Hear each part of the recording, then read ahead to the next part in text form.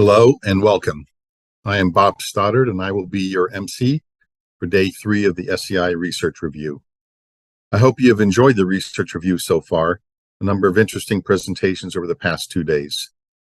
Please remember that this research review is for you. If you have interest in additional information, research collaboration, or early field testing of SEI technologies, please reach out to the SEI. I believe you have a number of links and contacts in the information for this review.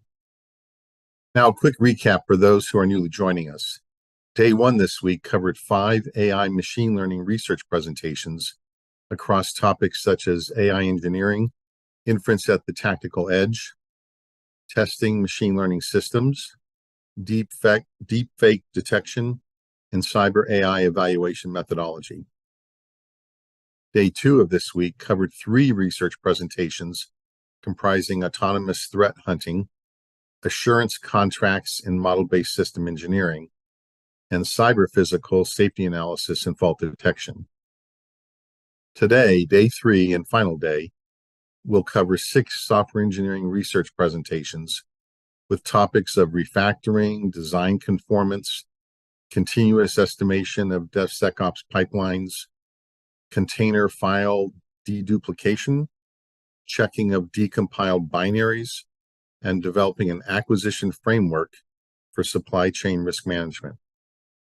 The SEI intends that each of these projects will follow a path of technical readiness level maturation that will ultimately drive transformational change within the DoD. Let's get started. The first 2 projects discuss research aspects of software technical debt. First project is presented by James Ivers on refactoring for software isolation. This presentation focuses on refactoring for software isolation with the aim of reducing the time and effort to isolate software and reduce technical debt. You may think of the refactoring project as a hammer to knock things back into alignment when they inevitably need it. So I'll hand it off to James. Hello, I'm James Ivers. In this talk, I'll be describing research we've been doing at the Software Engineering Institute to develop a new class of automation that dramatically reduces the time and effort required for an important class of large-scale software refactoring. The impetus for this research came from 2 important observations. First is that the capabilities of all the systems that we deploy today are critically reliant on software. And in order to make these systems better, we have to be able to continually evolve that software to add features and adapt to new circumstances. The second observation is that our ability to work quickly with software to do the kinds of things we want to do is critically reliant on the structure of that software. And over time, there is a natural tendency for the structure of the software we have to deviate from what we'd really like the software structure to be to support the kind of changes that we want to make. The code becomes unhealthy. It becomes harder to work with. Velocity slows down. The code is more prone to introducing defects when making seemingly simple changes. It just gets bad. And at some point, we start to think of this as legacy software, and it's just not where we want to be. So to keep our code bases healthy, we periodically have to restructure the software through a practice called refactoring. Today, that practice tends to be a rather labor-prone, effort-intensive effort, especially at large scale, that can take months to years of effort. In this project, we're trying to create automation that reduces that cost to as little as 20% of what it takes to do today, saving tremendous time and schedule pressure for a lot of programs in the government. So we all know the reality that we always want our software to do more and more. It's much like the reward for good work is more good work. If we rely on software, we want it to do more and more for us. So we're always adding new requirements, targeting new deployment environments, or integrating with other systems.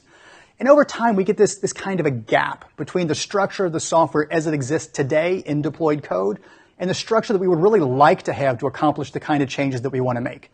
The larger this gap gets, the less healthy the code is with respect to what we want to do, and the harder it is to work with. Sometimes leading to this characterization as legacy software, we really just cannot add the features that we want to or fix some important bugs.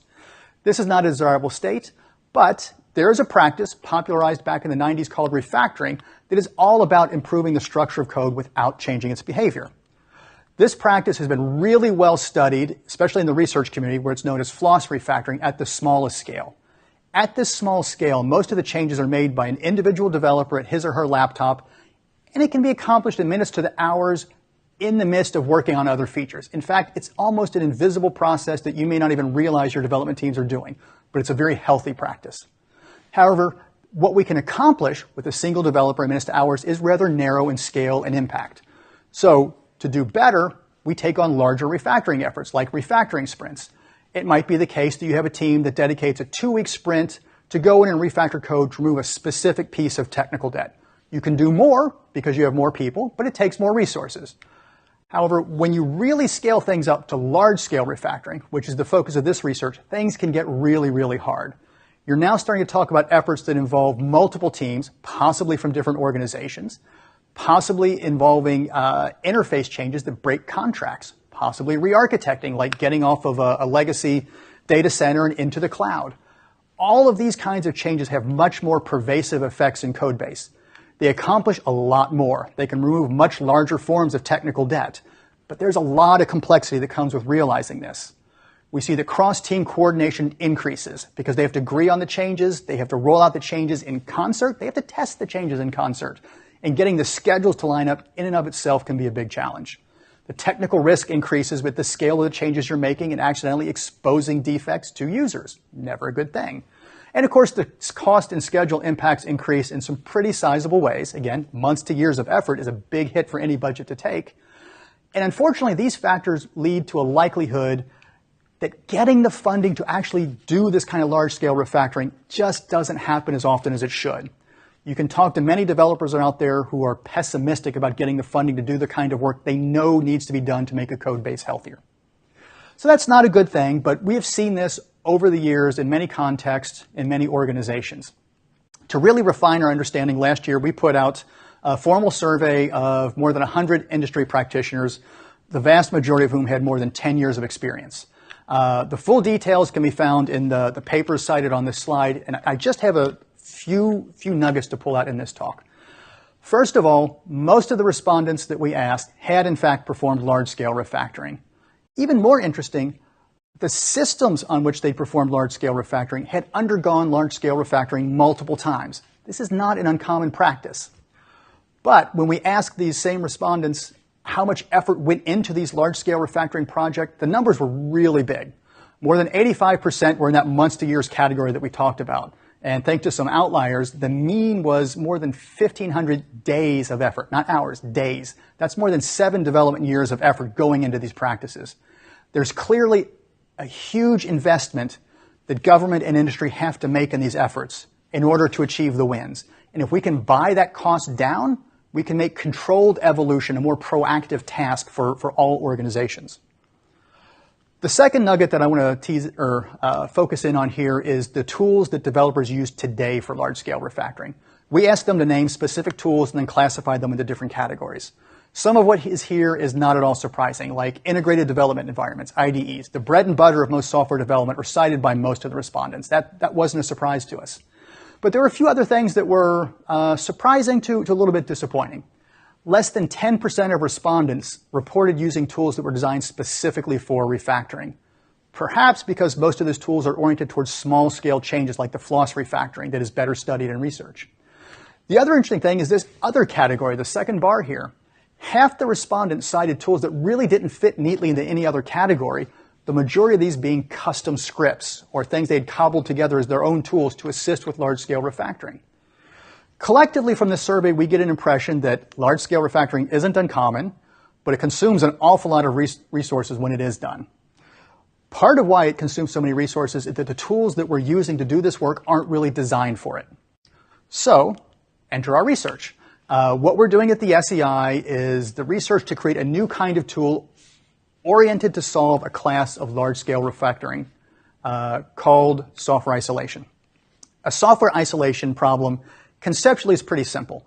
What we want to do is take a piece of software out of the tangled context in which it exists today, for example, in an existing system, and modularize it away from the rest of the system so that it can be used independently in new ways, maybe as a reusable service, maybe as a library that can be used across other programs.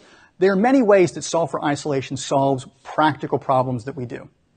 So we set out to create a refactoring assistant, a tool embodying this research as an outcome.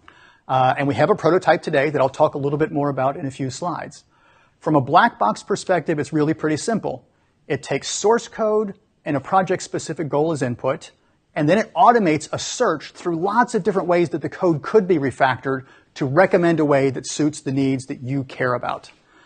This project-specific goal is an important element of our approach because it is a simple specification of the software that you want to isolate from the existing body of code. So given these starting points and maybe a couple of hours of time on a laptop, we can recommend a way to make your code better. And by automating this search, we think we can draw a lot of the time that goes into discovery and analysis and manual processes out of the process and reduce the work that's required for software isolation to as little as 20% of what it takes today. So to illustrate just really quickly why this is such a hard problem, this blob is a graph of the important structural elements in a relatively small piece of code, less than 70,000 lines of code. There's more than 10,000 relations in this graph, which really helps to convey the complexity of what a developer has to go through and figure out how to change existing code. It's particularly complex when the developer doing refactoring or trying to isolate software didn't write the code in the first place, because this really is as much a learning and discovery process as a problem-solving process. But through the research that we're doing here and starting with that characterization of what is the software isolation problem we're trying to solve, we can really bring some signal to the noise here. If we look at the cluster of nodes in the upper left of this graph and say that this is the portion of software that we really want to isolate from the rest of the context, now we have new insights. We know that of all these 10,000 relations in this graph, only maybe about 400 of them are really barriers to what we're trying to accomplish. Those are the red lines in this picture, which we call problematic couplings. But they give us a countable thing, which allows us to think about how to search automatically for better solutions that reduce the count of those barriers to what we're trying to achieve. And really, stepping back, what we're trying to do is to take a tangled mess of software, whether it's 5 years old or 20 years old, it can still be just as tangled, but to take that tangled mess and through the use of automation, recommend ways to modularize it, to pull those pieces apart into independent entities, or at least much more independent entities. We know there are many benefits to this kind of modularization. From a productivity perspective alone, it enables teams to work independently, more efficiently, with less likelihood of accidentally injecting defects. So this is a good thing. But there are more strategic uses as well. If there's a program that wants to take a bit of functionality of an existing system and see if they can use it in a new system, perhaps as they're retiring an older system, you first have to isolate that software if you're going to preserve it for use. If you're trying to move to the cloud and take advantage of cloud-native resources, you probably have to modularize your code by way of breaking that monolith up into independent services. There are many such examples of real objectives that we want to achieve in our programs that rely first on isolating software so that we can preserve it and the longevity of its use for us going forward. So the core of our approach in this research is something called search-based software engineering. Search-based software engineering at its essence is a simple idea. It's all about framing a software engineering problem like strategic reuse as an optimization problem that we can then search for solutions algorithmically. For us, a key insight was this notion of those red lines in that graph, the problematic couplings. Give us a countable thing by which we can compare two different states of the code and say that one is more isolated than another. Using this, we can employ existing optimization algorithms to search automatically for better states of the code. In our case, we're starting with a multi-objective genetic algorithm called NSGA2. It's well studied in the literature, but in a sense, it is a shell of an algorithm. It has a lot of sophistication in how it does things like non-dominated sorting, but it's not tied to any particular problem domain, like refactoring software. We have started or done the work to figure out how to specialize this algorithm. And there's a whole lot of research into this, and I'll just call out a few of the basics. The first thing we have to do is figure out how we're going to represent our problem. In our case, we've taken this big mess of code. In our case, we've studied more than 1 million lines of source code at once. And to express this as a graph that we can represent in memory, and we can search, and we can change, and we can really quickly simulate changes in code. We've also taken this notion of the problem we want to solve, this software isolation problem, and projected it onto the graph through annotation so that the algorithm knows what we're trying to accomplish and has the context for what we're trying to do. Because the class of meta-heuristics that we're dealing with requires a lot of finesse. In particular, the nature of the problem that we're solving is an unstable problem. By that I mean, given the start state of the code and the software that we want to isolate, we can compute the problematic couplings that we need to fix.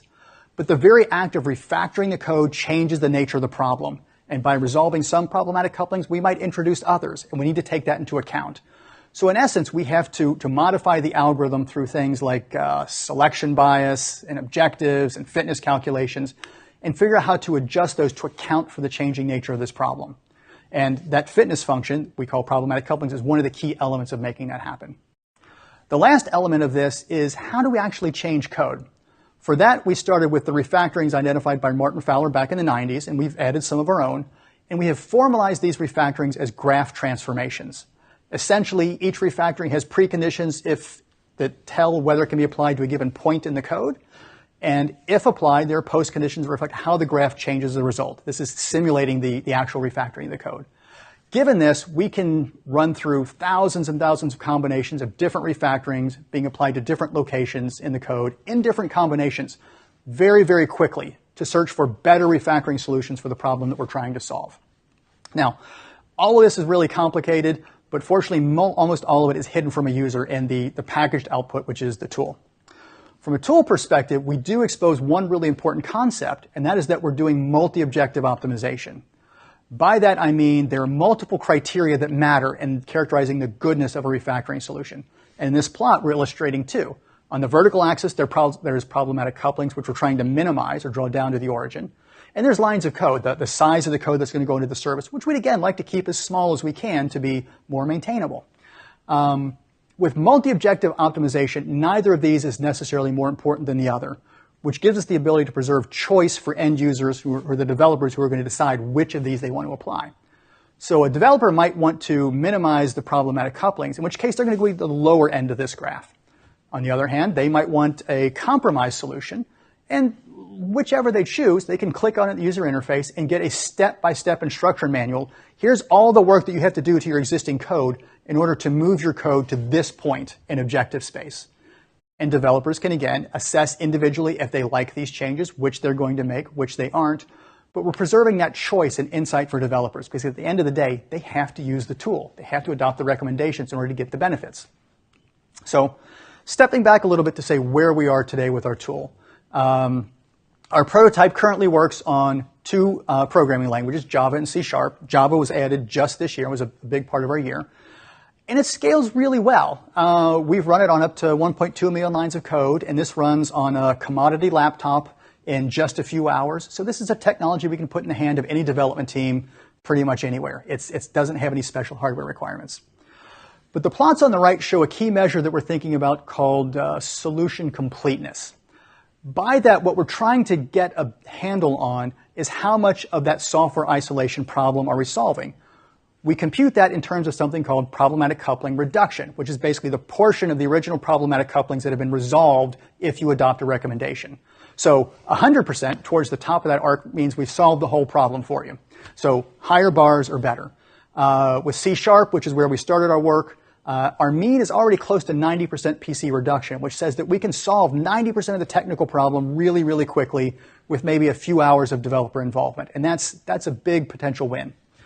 Java, which we've added or completed in just the last 6 months, is a little bit behind the C#, but not bad. It's already at almost 70%, and over the coming year, there's improvements we're going to make to pull those numbers up. But from a solution completeness perspective, technically we can solve a huge portion of these problems through automation. But that's not the only perspective that matters. We also care about solution quality. And by quality, what we're getting at is, will developers adopt these recommendations and use them? Do they provide a solution that a developer likes? And so recently, last few months, we've been interviewing some practitioners to understand how they make their refactoring decisions, and coding their responses in terms of a number of criteria that influence the goodness or badness of a refactoring solution. And this is a work in progress slide of some of those results. Some of the more common responses are not at all surprising. They're trying to make the code more reusable. They're trying to reduce the dependencies in the module structure of the code. And these are the things that we expect. But there's also some interesting things. Some developers are really thinking about how to make the code more testable when it's done, or how to phase in their changes incrementally through smaller blocks of refactorings or smaller change increments. So what we're doing with this is really gaining an insight into what criteria makes the work acceptable to a developer so that we can enhance adoption and really generate the kinds of solutions that developers want. In the coming year, we're really going to tackle these criteria more aggressively. We're going to integrate them into the prototype through things like enhanced elicitation of what preferences a user cares about, definition of additional objectives that can be used in the optimization process, and more subtle mechanisms that will be woven into the algorithm itself through things like penalty mechanisms and selection bias. The collection of which is going to be oriented towards generating solutions that are more amenable to the kinds of preferences that a user has, hence improving the suitability or acceptability of the results that we generate. There's also work that we're going to do on the technical side in terms of tackling solution completeness. There are more refactorings we have in the backlog that we haven't had a chance to add yet. There's some tuning of the Java performance to bring it up to par with the C# performance. And then, of course, there's piloting opportunities, which we're taking on more and more frequently now. And we're always looking for partner organizations who are interested in trying this out and willing to work with us on trying to learn how well this solves your problems today and what it could do better to solve your problems in the future. For these kinds of pilots, we have generally partnered with an organization, taken a look at their source code, applied the tool, and shared the results pretty openly. To learn more about any of this work, some of the research papers, other presentations and whatnot, you can go to our website. And by all means, please reach out if you're interested in learning more. My closing thought is I want to thank the wonderful team who's been working with us on this and open the floor for questions.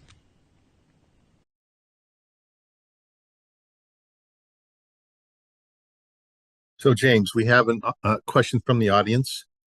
While isolating software, do you use reuse design principles? That's a good question. There are a number of different things that could mean, some of which we do now, some of which we don't do yet. So, for example, a couple of slides ago when we were talking about refactoring criteria, when we interviewed engineers, one of the things they would really like to do while refactoring is to insert Gang of Four style design principles. That's an example of something we don't do right now. That is something on our wish list, but it's not there yet. On the end of things that we do, there are a number of design principles that are easily measured by functions, things like coupling and cohesion metrics. Some of the solid principles are amenable to metrics. Anything right now that we can boil down to a fitness function that we can use as an objective to drive the search, we can embed. And so that would shape the nature of the recommendations the tool comes from. This is a good area for future improvement. And it's one of the reasons we've been talking to developers about what criteria matter to them. And again, this is the design elegance category captures a lot of this, and it's something we'll look at in the future.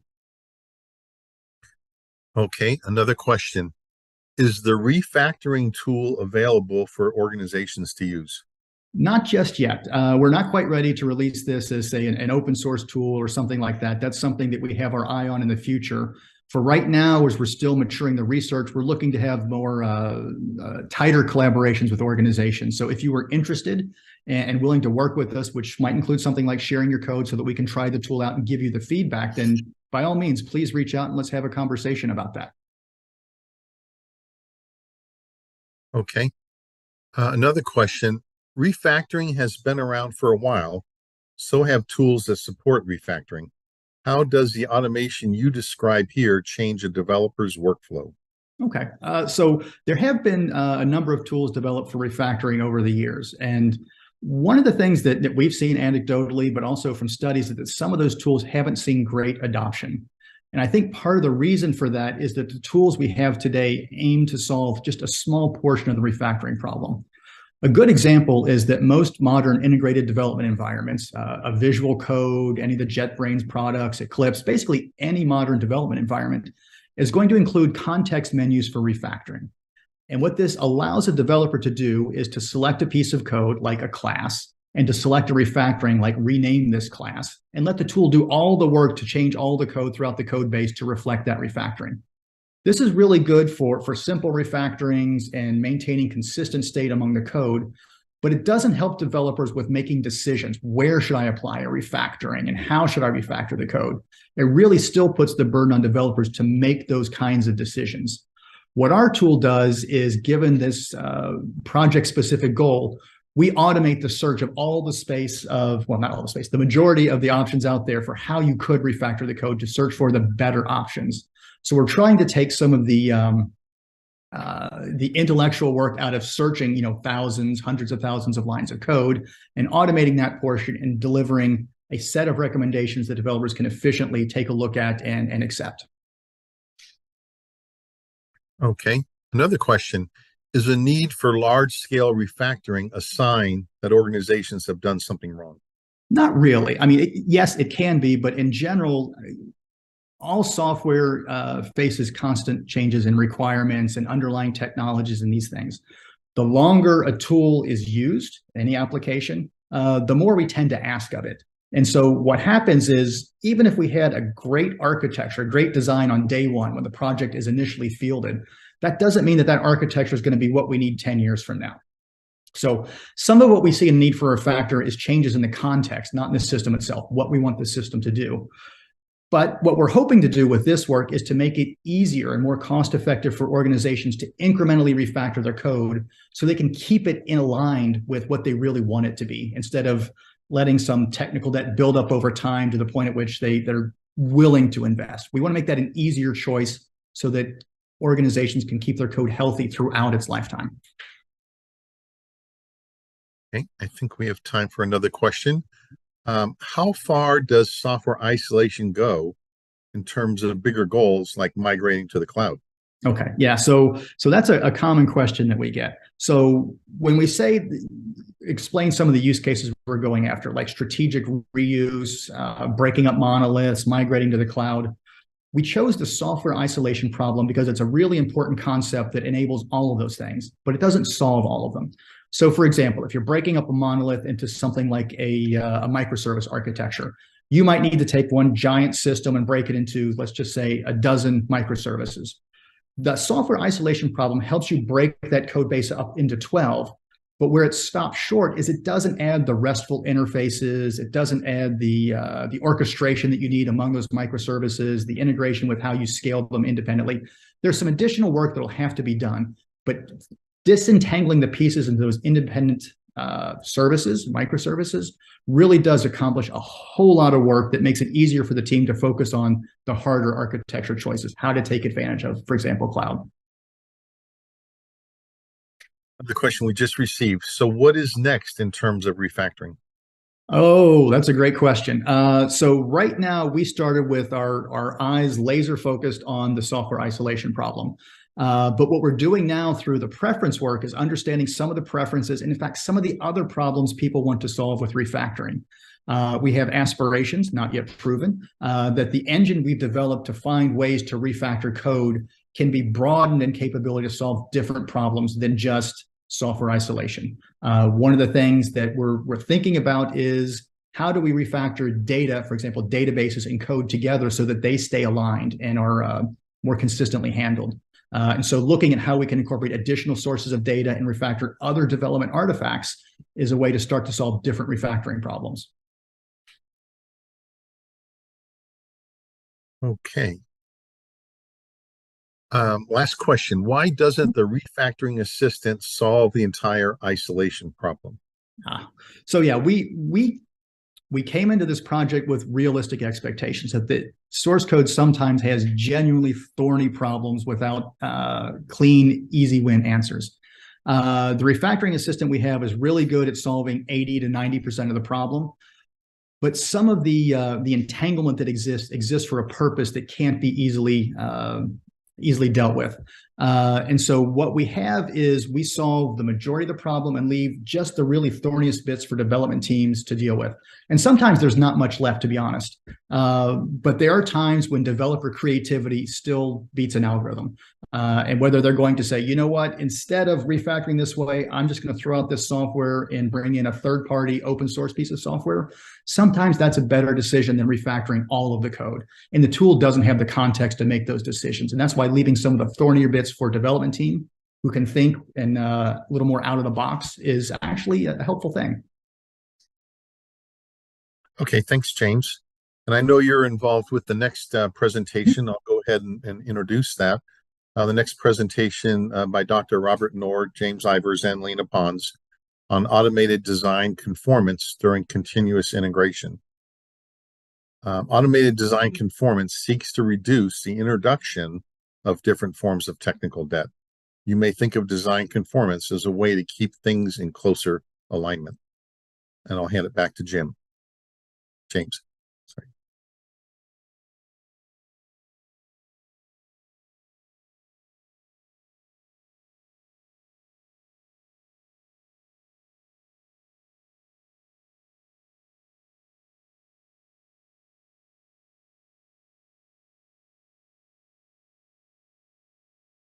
I'm Dr. Robert Nord, Principal Researcher on Automated Design Conformance during Continuous Integration, a project that developed a prototype that automatically checks that each code commit conforms to its intended architecture. Software architecture enables our ability to innovate through extensible design. Co-evolving the architecture and code is good practice for new development and modernization, and is increasingly important as your organization adopts an iterative and incremental software pathway using Agile and DevSecOps approaches. The end goal, to build and evolve systems that provide timely and cost-effective capability to users, is achieved only if the implemented code conforms to the architecture. However, a gap exists in verifying that implemented capability satisfies the design constraints of the intended architecture. The key to this work is new research in extracting design information from source code, a challenging task because there are few indications of intent in the code and because implementations show significant variations.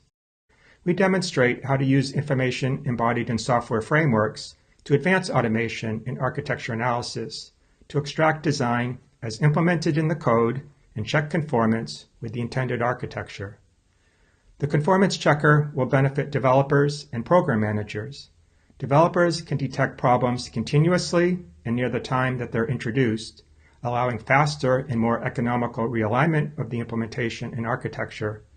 Program managers can hold developers accountable for delivering sustainable systems.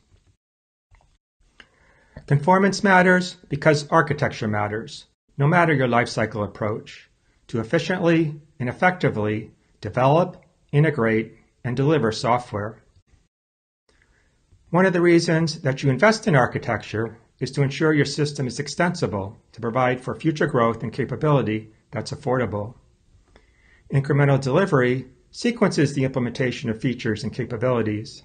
Pushing work into the future is usually based on the assumption that the architecture will support that evolution. Unfortunately, developers sometimes implement code that diverges from that architecture and puts the extensibility goal at risk. Many times, these discrepancies are only discovered much later, when you're building a future release. At this point, remediation is more expensive and likely delays delivery of the new features. The software architecture community has grown a body of knowledge that guides the design of a system to meet its business and mission goals and capability needs. This knowledge is in the form of building blocks from which the structures that make up the architecture are created. Different kinds of building blocks exist in the form of reference architectures, architecture styles, and externally developed components like software frameworks. You may be using a strategic building block like a reference architecture. This is the case if you're a member of a major acquisition program following MOSA.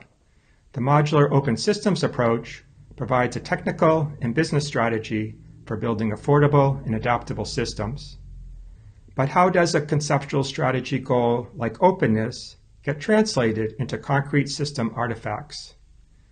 Reference architectures provided by standards like FACE achieve some of MOSA's goals and guide the development of the software system architecture.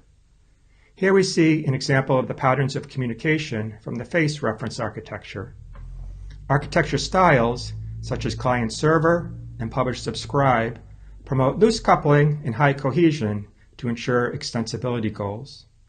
You may then be using a tactical building block and selecting concrete implementation options available through technologies such as frameworks that are reusable software elements constructed out of these communication styles. These patterns of communication are ubiquitous to achieve extensibility goals. The architecture approaches that we've seen from more than a decade of architecture evaluations conducted by the SEI reveal a rich collection of communication styles and underlying mechanisms supported by frameworks, libraries, and software platforms. Although the technology may change over time, many communication styles are enduring as canonical design knowledge. We've selected conformance to architecture communication styles and the move to continuous integration as our starting point to grapple with the complex challenges in meeting extensibility goals in open software system. A system view supporting modularity puts the emphasis on the interactions among the components rather than the internals of the components themselves. Conformance checks that the implementation follows the architecture. Here are 3 examples. There are no direct connections between inter-process components that should be loosely coupled. Direct connections between intra-process components are allowed, or in some cases even required, for performance reasons. All the elements of the architecture are accounted for in the implementation. The state of the practice in reference architectures, such as provided by FACE, is to provide a list of conformance verification items. About 40% of these items are checked by inspecting the design.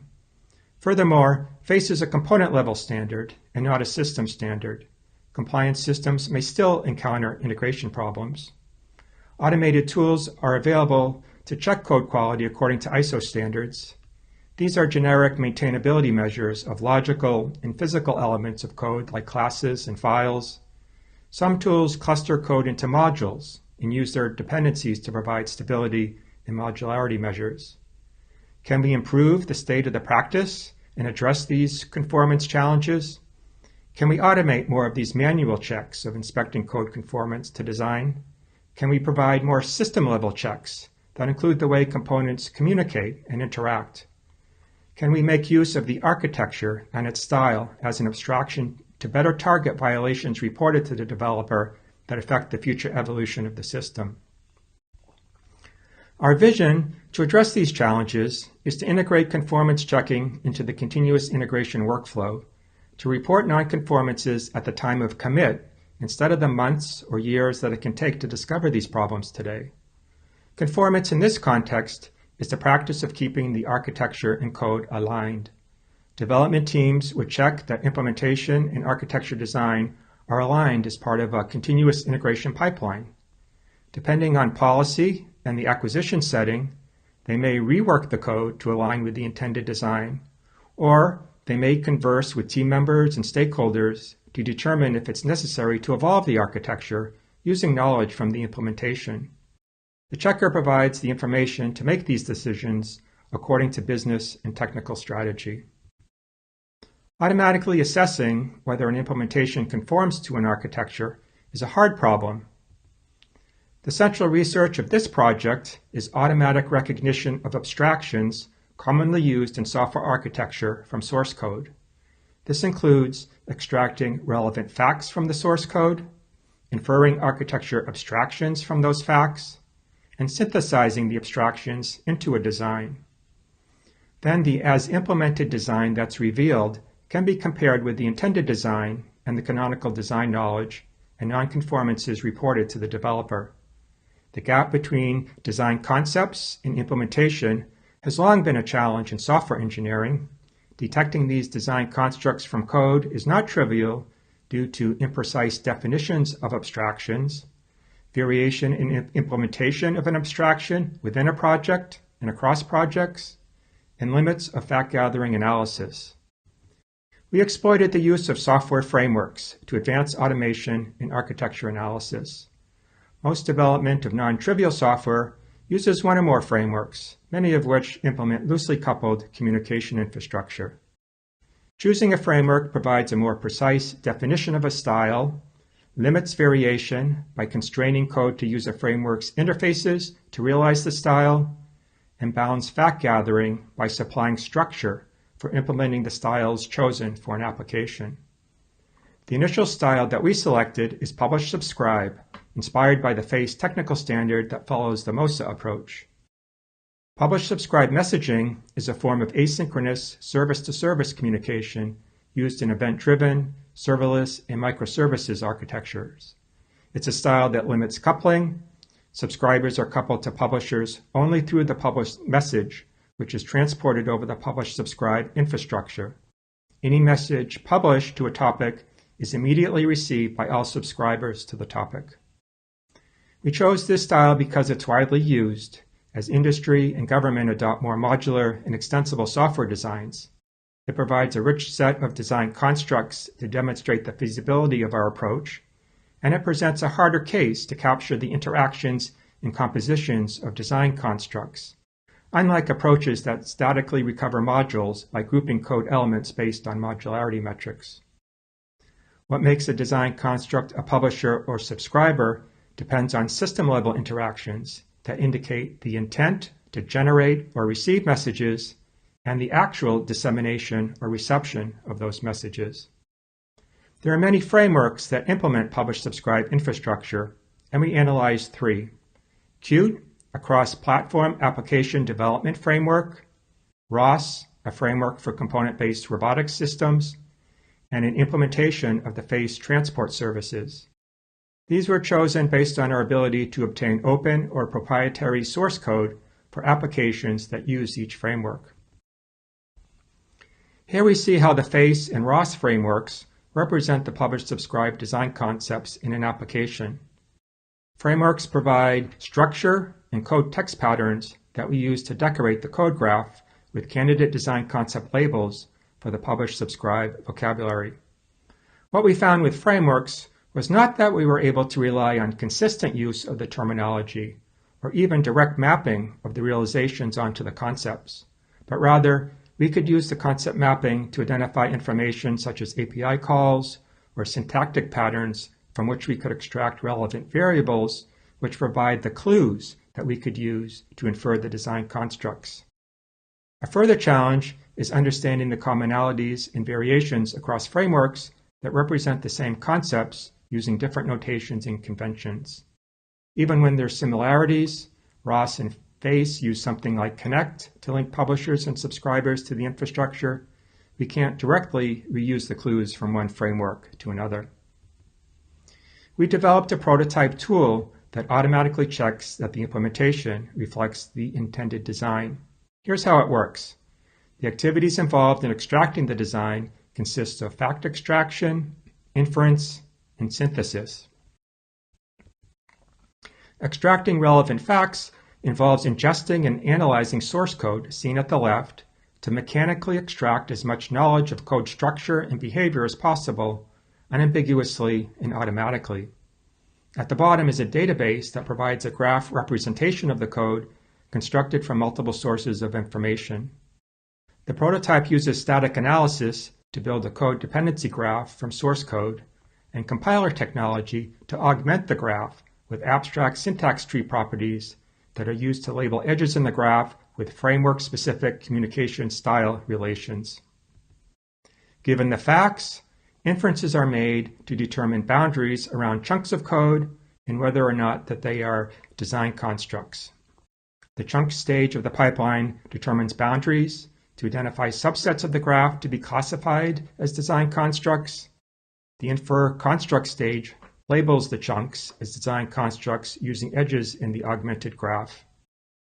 Rules are a reasonable approach to recognize indicators of important design properties exhibited by publishers and subscribers. We created a rules-based predictor to enable the prototype to detect these design constructs in commonly used frameworks. Given the inferred abstractions, the prototype then synthesizes the abstractions into a design. It traverses the code graph and the abstracted style relations among constructs to build design fragments that constitute the as-implemented design. Then additional inferences are made to produce a name for each construct identified in the fragment graph. These graphs are checked for agreement with the canonical and intended design to locate inconsistencies and report nonconformance violations. We use the ROS-based system AutoRally as one of the open source projects to demonstrate end-to-end capability of the conformance checker prototype. It's an open source project representative of communication styles that we're targeting. It provides the software for the AutoRally platform, and there are about 200K lines of C++ application code. Here we see a portion of the intended design that's written for a given system using a simple grammar that we created. It declares the publishers and subscribers and how they interact through messages. Line 5, for example, declares that XB node is a publisher of 3 different kinds of messages. The syntactic approach provides developers the ability to understand different kinds of structural interactions. The code is then checked for convergence, divergence, and absence of constructs and relations with respect to the intended design. Here we see 10 reported nonconformances, 4 with respect to constructs and 6 with respect to relations. There are 3 violations where a publisher or subscriber declared in the design is absent in the code, and 1 violation where the code diverges due to a type mismatch. There are 5 violations where a publish or subscribe relation is absent in the code, and 1 violation where the code diverges since an implemented subscribe relation is not declared in the design. These nonconformances, like the one on line 10, can be traced to the code and the intended design to provide context for the developer to make the necessary changes to put the code and architecture back into alignment. Without the check, this dependency that's disallowed in the design remains hidden in the code and may cause integration complications as the system evolves, so that the level of effort to extend the system has increased and the delivery of the next release of capability is delayed. This experience with AutoRally and other systems using one of the 3 frameworks that we analyzed demonstrates the kinds of improvement possible when checking conformance of implementation to architecture and what's evolved in applying the approach. Conformance checking is feasible today using a rules-based approach to extract design information from framework-based systems and complements other forms of code and architecture quality risk analysis. Together, they provide a more informed analysis. Code quality tools offer reports on coding standards, bugs, and security recommendations. Architecture quality tools visualize interdependencies in the code that help identify layering and modularity within the system. However, these tools provide generic assistance, lacking any knowledge of how a specific system has been designed. Our design conformance prototype, on the other hand, checks code alignment with the intended design of a system's communication structures. It uses knowledge of frameworks to bridge the code and design abstraction gap. The approach supports checking a broader range of architecture criteria under conformance. We focus the prototype on MOSA properties. These are critical as the government moves to a more iterative capability delivery. That said, the work applies to many properties. What we've learned is what is reusable and how to customize the approach for application of the prototype to a new system, a new framework, or a new architecture style. Framework interfaces are relatively stable, and checkers can be reused across systems that use one of the 3 known frameworks, so investment is amortized over a longer time and larger user base. If a new version of the framework changes aspects of the API syntax or semantics, then the rules must be revisited to conform to the new version. The effort to recover the relevant API clues is small with respect to the scale of the projects built upon the framework. A new framework for the publish-subscribe style requires identifying the API calls corresponding to the design concepts and mechanizing them in the augment stage. Chunking may need to be adapted to identify the blocks of code corresponding to design constructs. A new style, such as client-server, requires more work in understanding the design concept map and making changes to the augment stage. Once completed, corresponding queries to later stages need to be mechanized, and a new grammar for the style created. New frameworks supported the style will also need to be supported. Continuous integration offers visibility into the state and associated quality of the software system and can be extended to improve the conformance of your implementations to your intended architectures. Adding an automated checker into a continuous integration workflow complements other code and quality tools that is similar in use. The conformance checker will benefit developers and program managers. Developers can detect nonconformances during continuous integration testing. Using the checker exposes nonconformances to provide immediate feedback at the time of commit, promotes a conversation about whether the code or architecture needs to change, and allows remediation while the developer is still working on the affected code and before the violation becomes a fixed feature of the implementation. Program managers can hold developers accountable for delivering sustainable systems. Requiring developers to check conformance and report results provides visibility that the program managers don't have today into whether the implementation exhibits desired system qualities such as extensibility, taking advantage of the investment in architecture to provide for future growth of capabilities.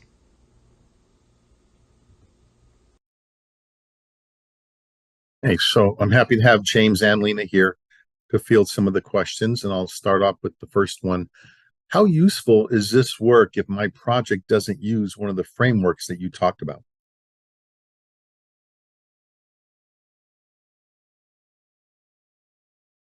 So the implementation that is specific to these frameworks wouldn't translate directly, but a lot of the concepts would to other frameworks. And what we found through doing this work and applying it to multiple frameworks was some of the key information to identify quickly to write the custom rules for each individual framework.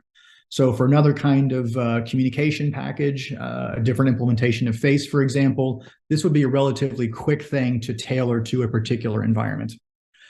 Taking this work and doing something that is radically different, for example, looking at, I don't know how database technologies are integrated, is a little bit of a heavier lift. But again, the lessons we learned in this work would really accelerate that work by identifying the key interaction phenomena that we use to ground the rules. Okay, thanks, James. Next question. How common are nonconformances? What are some examples of bad consequences, i.e., why should I care? So I wish this were a better story, but our team has been evaluating software architectures for a lot of years. And in almost every case that I can recall, when we take a look at a team's architecture and their associated documentation, when we ask the question, how current is this documentation? The answer is usually not good. It's natural over time for teams to make changes in code and not update the documentation. So that is one form of nonconformance that emerges over time. But there are lots of other things. Development teams that don't study the architecture very carefully or misunderstand something can make honest mistakes and deviate from the architecture. And the consequences really vary. Some nonconformances are not such a big deal. But if an organization is going after a modular open system approach, some nonconformances can really matter. If the intent, for example, is to disentangle all the services in a system so that one can be easily replaced, a nonconformance that binds one service tightly to another, such they have to be replaced together, that can really inhibit some of the flexibility and agility that the government would intend in a program like that. And sometimes these consequences aren't discovered for months or years. So rapid discovery and intentional remediation is a good strategy.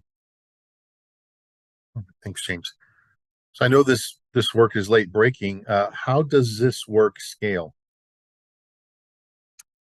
Yeah, so kind of expanding on some of the things that James just said about sort of transitioning from one framework to another, depending on how similar to the existing work, there's actually sort of quite good pathways for scalability, right? If you're updating rules because a couple of API calls are changing in a framework that you're using, that's actually like a fairly easy thing to keep updated. Those changes aren't happening so often.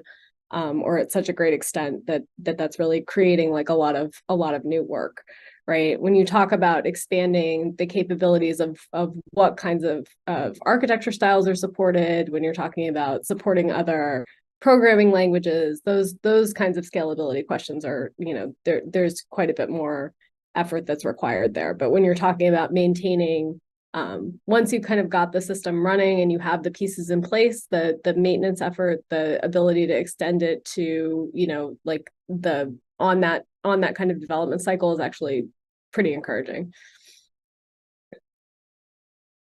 Okay, and a question that just came in from the audience.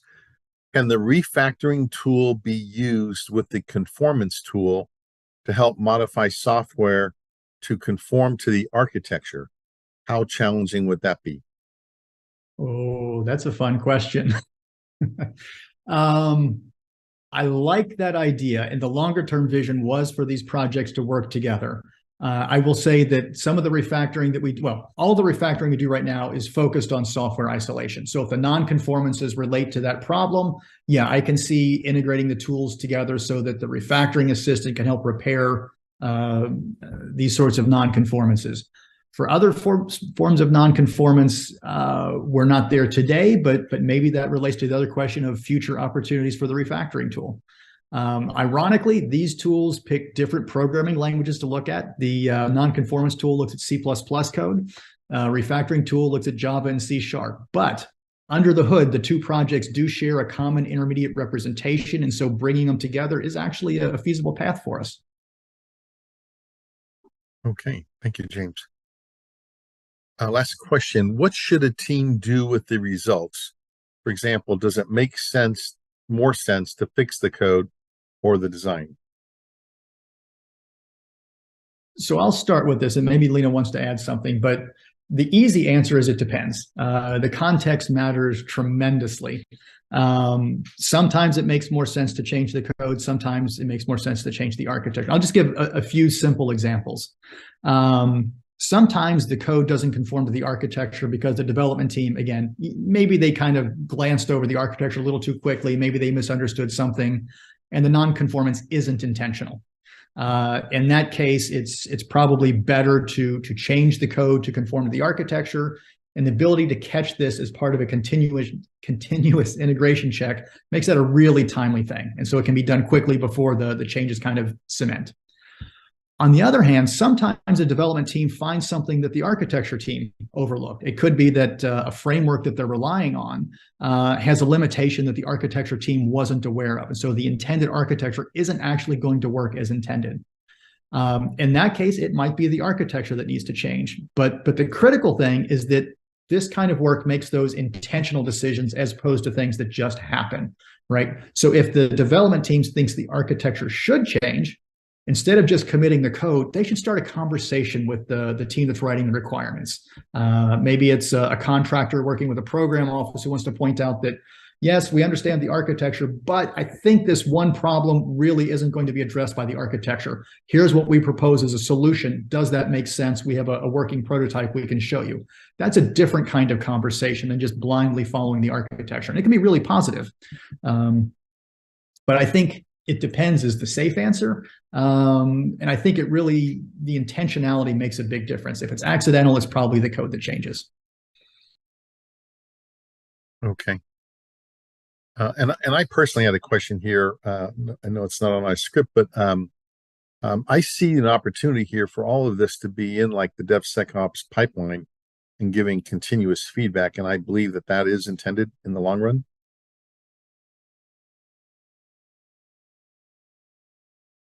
Yes, that was the intent from the beginning. I guess maybe something I can add just a little bit to the scale question a few moments ago is the checks that are run here are actually pretty fast. They fit within the interval that it would take to do a code review, for example. So the time to ingest the code base, to do the inference, and to produce the design fragment and check conformance. We haven't tested on millions of lines of code, but we're talking minutes of time, not hours of time. So this is a very responsive kind of thing. And the intent absolutely was to try and move up the discovery of these issues to the time at which the code is being changed so they can be acted on in real time. Because one of the things that we know from the architecture work is that when we discover these issues months or years later, often additional implementation decisions have been made based on that initial nonconformance. And so the cost of remediation of this kind of technical debt can just grow the longer it goes undiscovered. So integration with CI/CD pipelines is definitely the way to go. Okay. Well, thanks, James and Lena. I think we've reached our 1 p.m. stopping point here, and I believe we're going into a 15-minute break. So we'll be back continuing at 1:15 p.m. Eastern Time with Dr. William Nichols.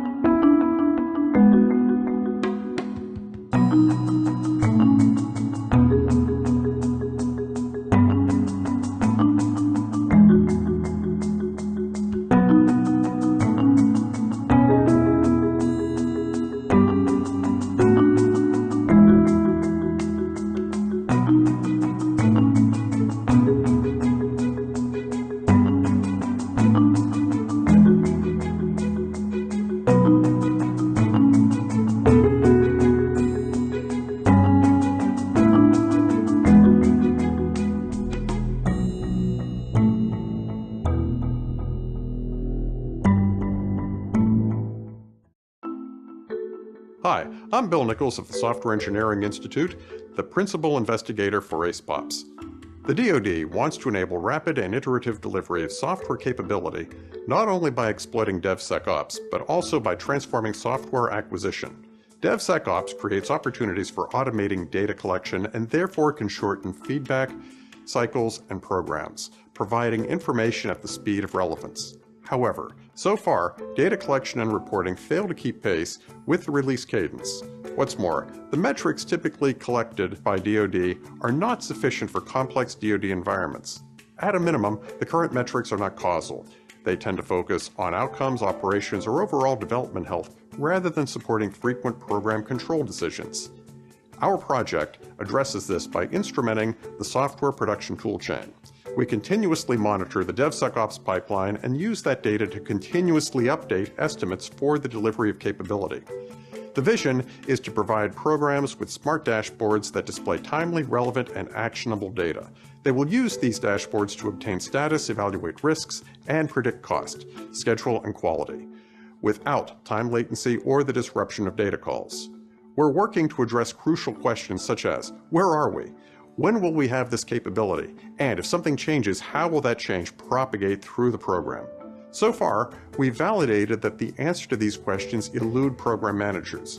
We worked with the managers of complex cyber-physical development programs to demonstrate how to convert data into usable information. And we prototyped the displays using a small project. We then simulated larger multi-pipeline projects. We are now seeking transition partners to pilot this approach on a larger scale multi-pipeline program.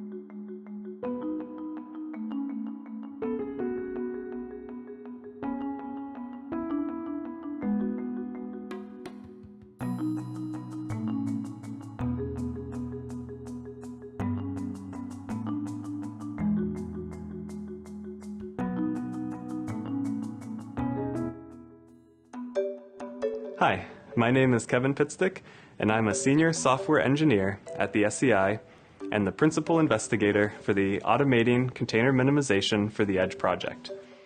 Over the last few years, software development in the DoD and industry has increasingly used container technologies, such as Docker and Kubernetes, to package applications for deployment. However, container images often hold unused or duplicate files because they are standalone, leading to storage waste. Such storage waste prevents organizations from fielding new capabilities on devices that personnel use in edge environments. Because edge devices need to be lightweight, they are often limited in terms of storage and bandwidth, so using storage optimally is crucial for supporting personnel working at the edge. This presentation discusses an automated technology we are developing that reduces storage waste in container images, and that development teams can easily integrate into existing continuous integration and continuous deployment processes. In particular, I will discuss file deduplication, which represents a key phase of our minimization pipeline. Deduplication is the process of combining shared files from multiple images into common container layers. This process results in container images that use less storage on edge devices and less bandwidth to transfer over networks. By using this minimization technology, organizations operating at the edge can field more capability at faster deployment speeds. Please join me on the third day of the SEI's research review to hear more.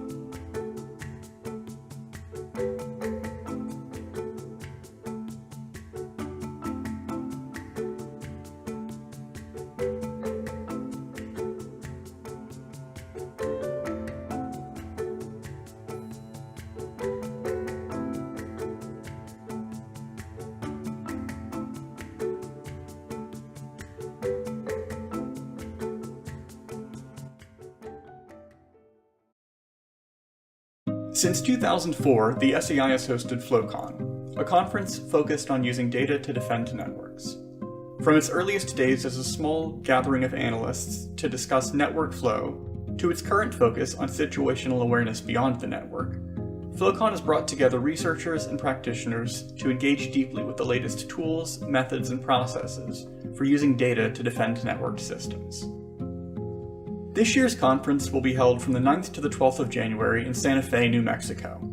Our keynote speakers are Rear Admiral William Chase, Deputy Commander of Joint Force Headquarters, Department of Defense Information Network, who will share his expertise and experience coordinating defense of diverse and volatile information systems, and Mr. Jay Gasley, Acting Associate Director for Vulnerability Management for the Cyber and Infrastructure Security Agency, whose experience with managing and coordinating security and vulnerability management for large-scale systems provides something for all of our attendees to learn.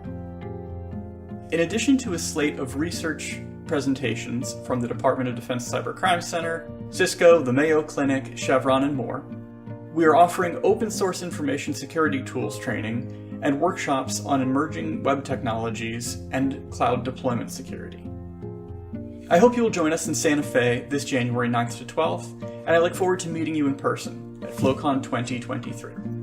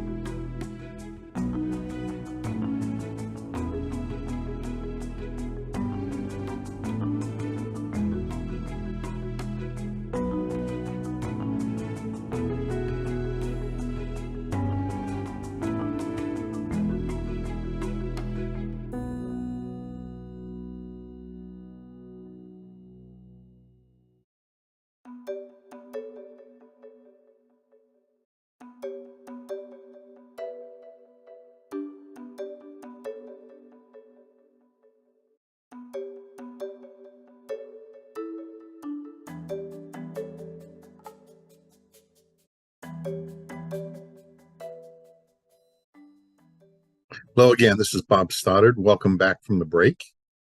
Our third speaker, Dr. William Nichols, will be talking about the automation technology for continuous estimation for pipelines of pipelines. This project is defining how automated continuous measurement of a collection of DevSecOps pipelines may be used to manage and estimate program progress and risk to cost, schedule, and quality. In turn, this will enable proactive management decision-making for improved program outcomes. So I'll hand it off to Bill. Hi, I'm Bill Nichols. I'm the Principal Investigator for SEI. That's Automated Continuous Estimation for a Pipeline of Pipelines. And that is program information at the speed of relevance. The DevSecOps approach is driven with automation. The automation provides fast, continuous delivery and deployment. We want to bring the benefits of the automation to the data so that the pace of program management can keep pace with the pace of delivery. Here is the overall agenda for the talk. I want to talk a little bit about what is the programmatic challenge? Why are we doing this? I then want to go into what we've actually done, how we've automated the data collection and analysis, a description of the prototype that we've put together, how we've scaled this up for multiple pipelines. I want to go through a few lessons learned and then a quick summary and conclusions. Let's start off with program managers need answers. As the program manager of a complex agile program, you need to have an answer for questions. The kind of problems that are going to come up are, if we drop everything to fix a high priority vulnerability, what's this going to do to my next two capability deliveries? When are they going to come? If a capability is already slipped, when is it really going to be delivered? Really? Or, what can I do to make the dates? How many more teams am I going to have to add to deploy 3 specific capabilities at, say, 6, 12, and 18 months? These are some of the real concerns of program management. Now, this is a challenge for how agile is your program really? You want to wake up one morning and find that you're a year behind. These things happen and they still happen. How do you get a year behind? Well, Fred Brooks from the Mythical Men Month said, 1 day at a time. If you're an agile program, you need to be able to see those 1-day slips as they occur. You want to be able to see what are those slips as they occur, recognize issues, respond to user needs, fix those vulnerabilities, and take the programmatic actions necessary to meet your commitments. Now, let's start off with a scenario. Let's say you wake up one morning, you look at your reports and you see, we are 2 weeks behind. If you could have this information, that's really powerful. You could see this slip and say, we're 2 weeks behind now, but I know this well ahead of the release, well ahead of my MVCR. That's good to know because I can possibly take some actions. I can project that slip and I can see if I'm this late today and nothing changes, how late am I going to be at the MVCR? How late am I going to be at the next release? That just projects out. To get this, you need to know things like, what are the actual lead times? What is the factory time? The factory time is the amount of time a work item actually spends in development. What are the throughput rates? That is, how fast are my work items actually getting through the pipeline and making it into deployment? I need to understand what are the staff hours? How many teams do I have? How much allocation is there? And I better have a roadmap, which is essentially my release planning, a work breakdown structure, which is an itemized list of all of the work that really has to get done in order to be complete. And I have to have at least a reasonable notion of the overall plan and schedule for when should things be released in the nominal conditions. Now, if you have this, you're ahead of the game, but it's still not enough. First of all, this information is kind of available today if you structure your program correctly and you collect the right information, but the process of figuring this out is still manual, so that's kind of painful. It can be pretty slow. But a more important problem is, if you pick a most likely date, it's going to be wrong all the time by at least a little bit, but the real danger is it's going to be wrong in a bad way half the time. You're going to be half the time early, half the time late. You need to be able to make a confident prediction. What is 90% likely for a commit date? Well, to do that, you need to have an estimation of the variability in your process. Okay, I'm maybe 20% through my work and I have a slip. Well, how much of that is random? How much of that is systematic? You need to make some judgments on these. And if you've got a lot of random variation, how is that really going to project? So what we've been looking at is how to take the variation in these lead times, especially the factory times, and use stochastic methods or Monte Carlo to project those over time. Now, in order to do this, you need distributions. What is the actual variation in the lead times as work items flow through your system? You need to understand, are the staff hours really consistent or are they changing?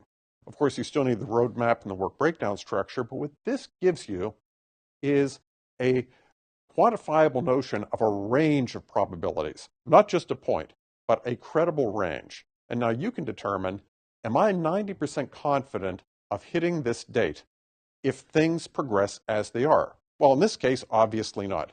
We're still going to be late. What can you do? Let's up the game again. Now let's say, as a program manager, I'm going to take some actions. I can either reorganize my priorities. I can change the relative priorities on some of these capabilities. I can defer some other things and move some work out. Or perhaps I can do things like add teams. I can get some additional resources. In this particular example, we added some resource, and with this resource, it changed the probabilities. So you can see the band of uncertainty has now moved to the left of my critical complete date. I now have a 90% confidence level that I am going to make these dates. This can be done because we have some historic data, we know the variation, and we've put together some basic models to compare our expectations with our plan. Now, let's talk a little bit about the measurement. When we thought about this problem, we decomposed it into several different areas of concern. The upper left-hand quadrant here is discussing the overall planning process. This is where you're going to be dealing with things like, what are the requirements? What is the body of work and the capabilities you need to achieve? What is your strategy? That's your roadmap.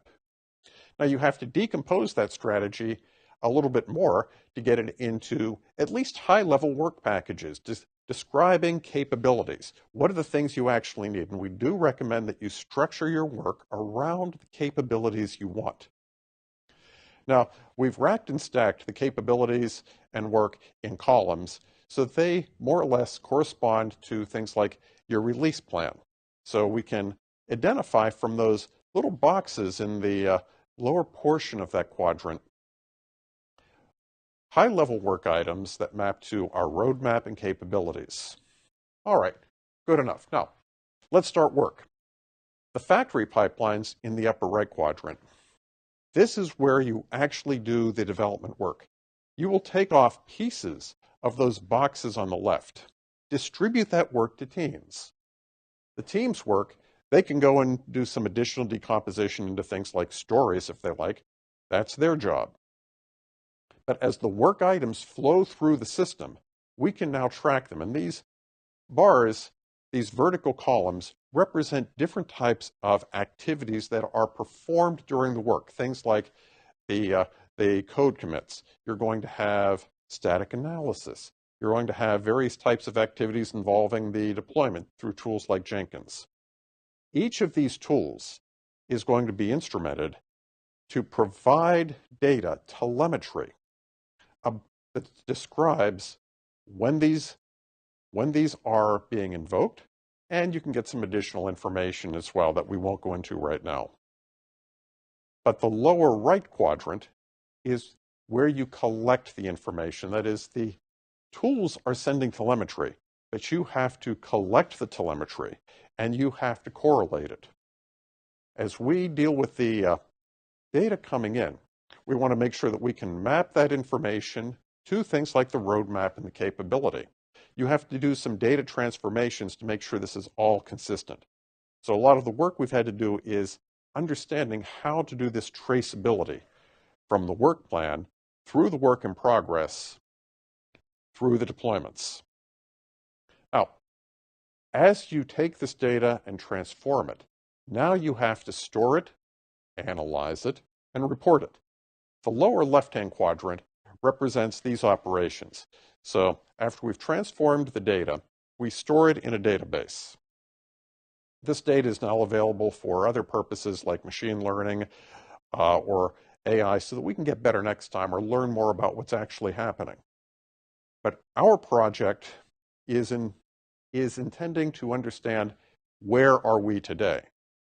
So based on the information we've collected, all of these lead times, all of these stories and capabilities, we want to understand how much of the work has actually been completed and put this into displays and smart dashboards. These dashboards are what are going to help the program manager understand where are we today and what can we do. So I want to dive a little bit deeper into a couple of these elements. This is an example we put together that largely describes what happens on the front end with the planning. This was a toy program, and that is a link to a video we put together that goes through this in a little more detail. We had a couple of high-level features. They were decomposed into some work items. What you have to have some incoming estimation of how big is this going to be. So we put together some size estimates in hours. How long is this going to take to complete? As the team goes through, the individual stories might be re-estimated, so you want to go back and make sure that you're always keeping the team estimates more or less aligned with the overall estimates so that you know if the estimates are consistent. You want to make sure that things aren't changing that you don't know about. As work gets completed, you can essentially take credit for the estimated portion of the work. This gives you a good first order estimate of how complete is the product. So as we complete each of these items, if we have half of these completed, we sum up the hours, what was our total estimate, make some adjustments based on what was our incoming estimate versus the revised estimate from the team and so forth, and you can come up with a good rough estimate of what % complete are we really. You get into the work, and this is where the rubber hits the road from the telemetry standpoint. Work items come in. You're going to be doing some activities like coding. You might hit the code complete, which is going to start the DevSecOps production cycle. You can go through things like Sonar Cube, which is going to check for various types of coding errors, which might require some rework. You can go through the Jenkins, which is going to be overseeing some of the production, updating manifests. The point is you go through these different tools, each of them is going to be able to track what's happening, and you get a lot of detailed X-ray type information on what happened to the individual stories. The most important ones are when did it enter this part of the system and when did it leave. So when we know it hits deployed, you have a definition of done. It's been through various types of internal checks. It's been through Sonar Cube. It has achieved its deployment success criteria. At this point, you can now track work that is essentially done. There's a downstream stage here too as well where you might have to do various types of acceptance test and some rework. That's a detail that we won't go into right now, but it is something that we have considered. Now let's scale this up. This is a notional example of how multiple pipelines might actually connect in the DoD. This is a completely fictitious topology, but it's really kind of realistic. You have things like subcontractors, you have primes, you have the government acquisition, and you actually have a deployed weapons system. A lot of different handoffs, multiple pipelines. This is a significant additional complication for a number of reasons. I'll describe a few in a bit. But to analyze those, we took a very simple topology and did some simulations. This is a totally fictitious example of putting together an antenna with encryption. So we have the main development in the middle. We have the antenna group providing the antenna and hardware with software for integration. And we have the encryption hardware and software on the bottom. So the encryption hardware has to be entered into the main development loop. The antenna has to integrate in. What we intend to do for this, and what we have been demonstrating, is something called Network Monte Carlo. It's related to classic techniques, so there's nothing fundamentally new here. Classic techniques have used Network Monte Carlo for things like PERT. And this basically says you have a random distribution from which you'll have some random time for these work items, and you pump them through the system, and you want to make sure that as these go through the system, you understand when the likelihood of some sequence of events completing really is. And you want to coordinate the events from the different pipelines. The thing that we've done differently here is we are focusing on the capabilities, the epics, and the individual stories by measuring their specific distributions. This helps us understand, as you move from one node to the next, how is this work progressing? What are the coordination points? And are the coordination points from the different pipelines actually aligning? So what we're able to do, looking at these, is determine, does everything that needs to get done by an integration point actually happen, or does it not? So observations. What we've noticed right now is, in practice, a lot of tools are really siloed. That is, they don't necessarily work together. It's a little bit better if you just stay within the pipeline, and there's some good work on tracking the overall workflow systems using tools like GitLab or Jira, but connecting these two together is where the problems really occur. It's that traceability from the planning through the development. Another problem we've noticed is there's been a lot of emphasis on things like averages. And the averages are great for long-term planning, but they don't really help you for things like coordination. That's where you really need to understand things like the variation. And that's why we are looking at collecting the entire data stream and analyzing that entire data stream to better understand the distributions of these lead times. We need to understand things like distributions for zero-time builds. Are we getting problems in the build system? Are there delays because of coding errors that are being picked up by SonarQube? These are useful things to know too. We have to understand what kind of work is being done. Not only are the different pipelines different, but the different types of work that might be done. There could be enhancements, there are bug fixes, there's actual new work coming in. And if you don't understand the proportions of these different types of work and have some expectation about how much of the work at this point should be maintaining the health of your system with burning down your technical debt or updating libraries versus how much is going to be fixing bugs, as opposed to how much of this is actual new capability, then you don't really have a good handle on what the work is how the work is progressing. So here's a summary. Thus far, we've identified this problem for program management. This problem is that they don't have a good sense on a day-to-day basis. Where do they stand, and are we going to finish on time? Now, we validated that this is a problem using prototypes, and we have validated with our group of subject matter experts who are experienced program managers. To address this problem, we've demonstrated practices and tooling needed to instrument these pipelines. So we have prototypes of the tooling in place. We've also modeled the extensions of this to the POPs, or pipeline of pipelines environment, to demonstrate what you need to do in addition to make this work in the complex agile environments that are really typical of DoD programs. We've also showed some of the limitations in the current thinking about the metrics. So we want to guide the practice to start thinking in more broad terms, to collect more data and think about different ways of analyzing and presenting the information.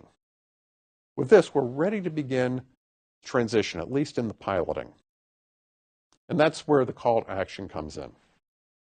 If you have programs that would benefit from continuous updates to the status and projection, maybe we can help.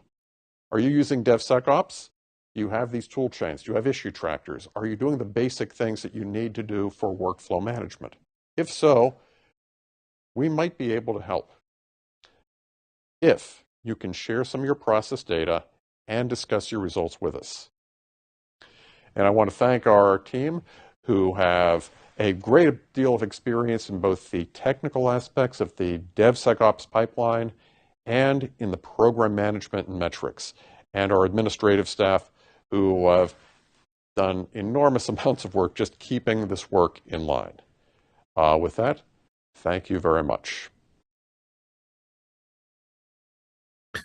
So, Bill, thanks for taking some questions on this exciting research.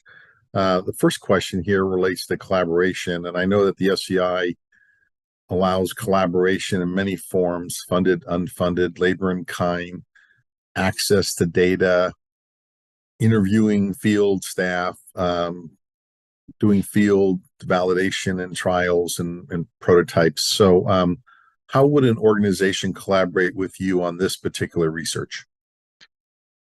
Well, thanks. That's a great question. And if anyone is on the Discord page, we did put up a brief fact sheet that talks a little bit about some of these issues on some of the research we're trying to do, some of the outcomes. We have a longer one where we can also hand out that has some of these described in more detail. What we're looking to do is to work with an organization that wants to improve their ability to gather data and present it for their management purposes. And we would be able to provide consulting on how to set this up, how to do dashboard displays, how to compose the information, and how to interpret it.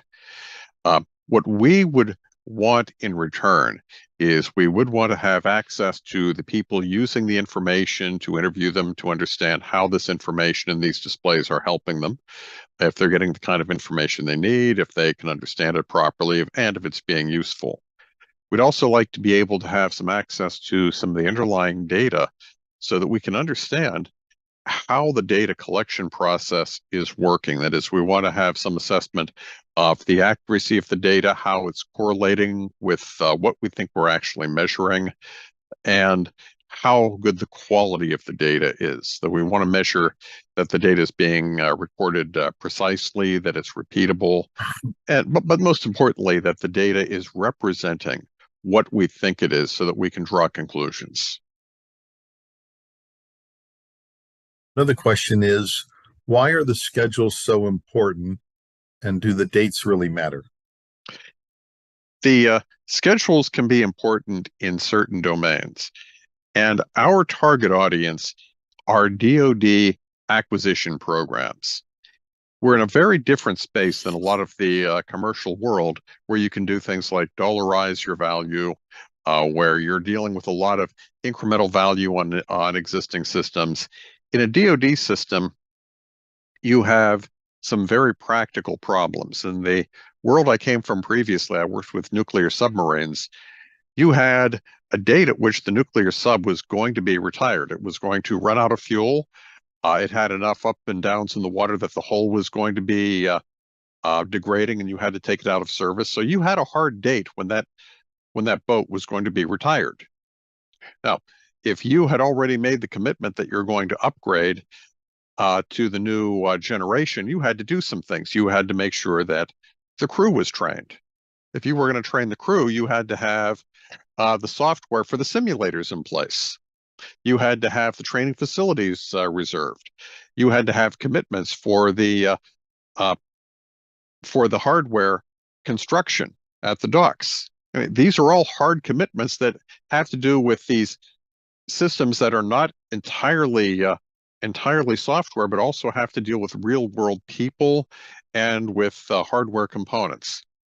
And even in the software situation, if the adversary puts out new capabilities that put us at a competitive disadvantage, you need to have some idea of when are we going to have this capability in service? Because if we can't get this capability into the field, some other alternative is going to have to be deployed. And that other alternative may require a long lead time.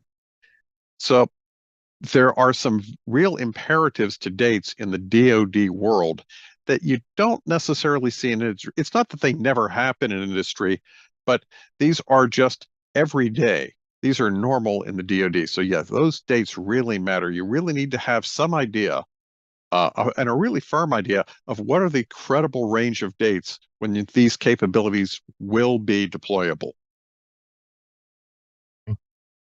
And I know that I've been partially involved with this work. And so the third question, why shouldn't the data be stored in a data lake? And what things have you all considered? Well, it's not that the data shouldn't be stored in a data lake, but that should not be the primary way of storing it. What I've advocated is that it's great to take these streams of data and store them in something like a lake. I would really characterize most data lakes, though, as software measurement pools or swamps. That is, you've got all of this data in this swamp that you have to try to extract and process and clean and correlate and understand the environment. There are so many different things you have to do with this data that using it for any purpose is going to be a Herculean task. Now, that task might be worth doing, especially for research. And if you have the time and the money and the expertise, you can go back and mine that data and perhaps gain some great new insights. But for the kinds of things that we want to do, we want to have repetitive types of analyses that are based on validated techniques and validated associations. That means you should be pre-cleaning the data. As it's being collected, you should be cleaning the data. You should make sure that the associations and environment are properly taken into account, and that the data is accessible. The different pieces of data are accessible very quickly, so that you can have this derived indicator available at essentially a moment's notice. That is never going to be possible from a data lake. That means you need to have at least the relevant portions of this data stored locally in something like a relational database or a data warehouse where you have very tight control. Now, from a technical standpoint, that's the difference between transforming the data before loading it or loading it before you transform. But that's just a techno. It's an old debate, and it really gets back to what are your immediate objectives. In our case, our objectives are to take this data and use it for decisions in near real time. So you need to have the warehouse type of capability. So related to that, another question just came in. While your examples were largely DoD related, are you interested in collecting data from commercial pipeline to pipelines? How can they reach out to you? We'd be glad to talk to commercial entities. Our obvious target is DoD, but as I said, there's no reason that these types of questions aren't going to be of value to the industry. I don't recall if we have the info@sei.cmu.edu in the short paper that I put out there, but that is the standard place to contact. If you send an email to info@sei.cmu.edu, then it will get to me. And then we can start the discussions. Okay, another quick question is, this software only uses Monte Carlo simulation? Oh, no, this software uses Monte Carlo simulation based on real data. So there are two steps here. One of them is you collect the data that you are actually performing as the work progresses. The Monte Carlo simulation is for doing projections. That is, based on what we have seen so far and where we stand today, the data has certain variations. There's a certain amount of noise in the data, plus and minus the variation. So you can understand, how much of the current status is chance versus solid. And if we go into the future, how is this likely to project? So the kinds of things we would do with a Monte Carlo would look at things like, what is the distribution of the amount of time it takes to get the pieces going into this capability, the stories, for example, through the pipeline. Based on that variation, you can look at some probabilities of what's going to happen in the future. Now, This is important when you're dealing with the multiple pipelines because you're dealing with a last horse under the wire type of scenario. You aren't done until everyone is done. And when you have a merge, that merge doesn't really happen until all of the requirements that go into that merge are done. There are workarounds for this, but they don't solve the underlying problem of actually meeting a date for a specific capability. So what the Monte Carlo is going to do is it's going to give us a sense of what is like a 90% likelihood of achieving our objective by a specific date. Okay. And I think from other talks I've heard that our measurement toolkit's pretty diverse here at SEI, and whether it's Monte Carlo simulation or probabilistic modeling, even Bayesian modeling, we have ways to do both leading and lagging indicators and incorporate this in the pipeline. Okay, well, thanks very much, Bill. Thank you. I guess this takes us now to our presentation number 4 by Kevin Pitstick, and it's on advancing algorithms for file deduplication across containers. So in order to address the limitations at the tactical edge and cloud, this project is developing an automated container image minimization technology. And the presentation focuses on deduplication, combining shared files across images into common layers. So I'll hand it off to Kevin.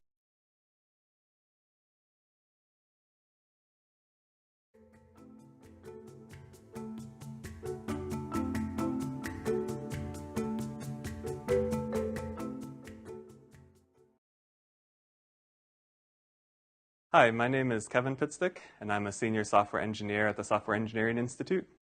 And today I will be presenting advancing algorithms for file deduplication across containers. So container images have risen in popularity in recent years and become a popular standard for packaging and distributing software applications, both in the cloud and at the edge. And because these container images are self-contained, they fit a deployment model where software can be packaged as containers in the cloud and then pushed to the edge devices for localized data processing. However, this introduces a problem where the self-contained nature of these container images can lead to storage waste. And this wasted storage can conflict with resource limitations that we see when processing at the edge. So the solution we're talking about today is to develop an automated technology that will minimize the storage size of a set of container images. And we believe that developers can use this process post-build, but prior to deployment to the edge. And the expected impact for this technology is to allow DoD organizations to field more capability per size, weight, and power, or as we like to call it, SWAP, and to do this at faster deployment speeds. Before we get much farther, I want to go over some background and talk about what we mean by storage waste in container images. If you look at the image on the right, you'll see image A, B, and C, and each of these images is composed of layers, and each layer is composed of files. Layers can be shared, such as the bottom layer labeled AC1 is shared between image A and image C. And as images are built, a series of commands are run, and each command creates a new layer and adds new files to the image. So they're built from bottom to top. So when we look at sources for storage waste, I'm going to start with what I call unused files. These are the files that are highlighted in blue.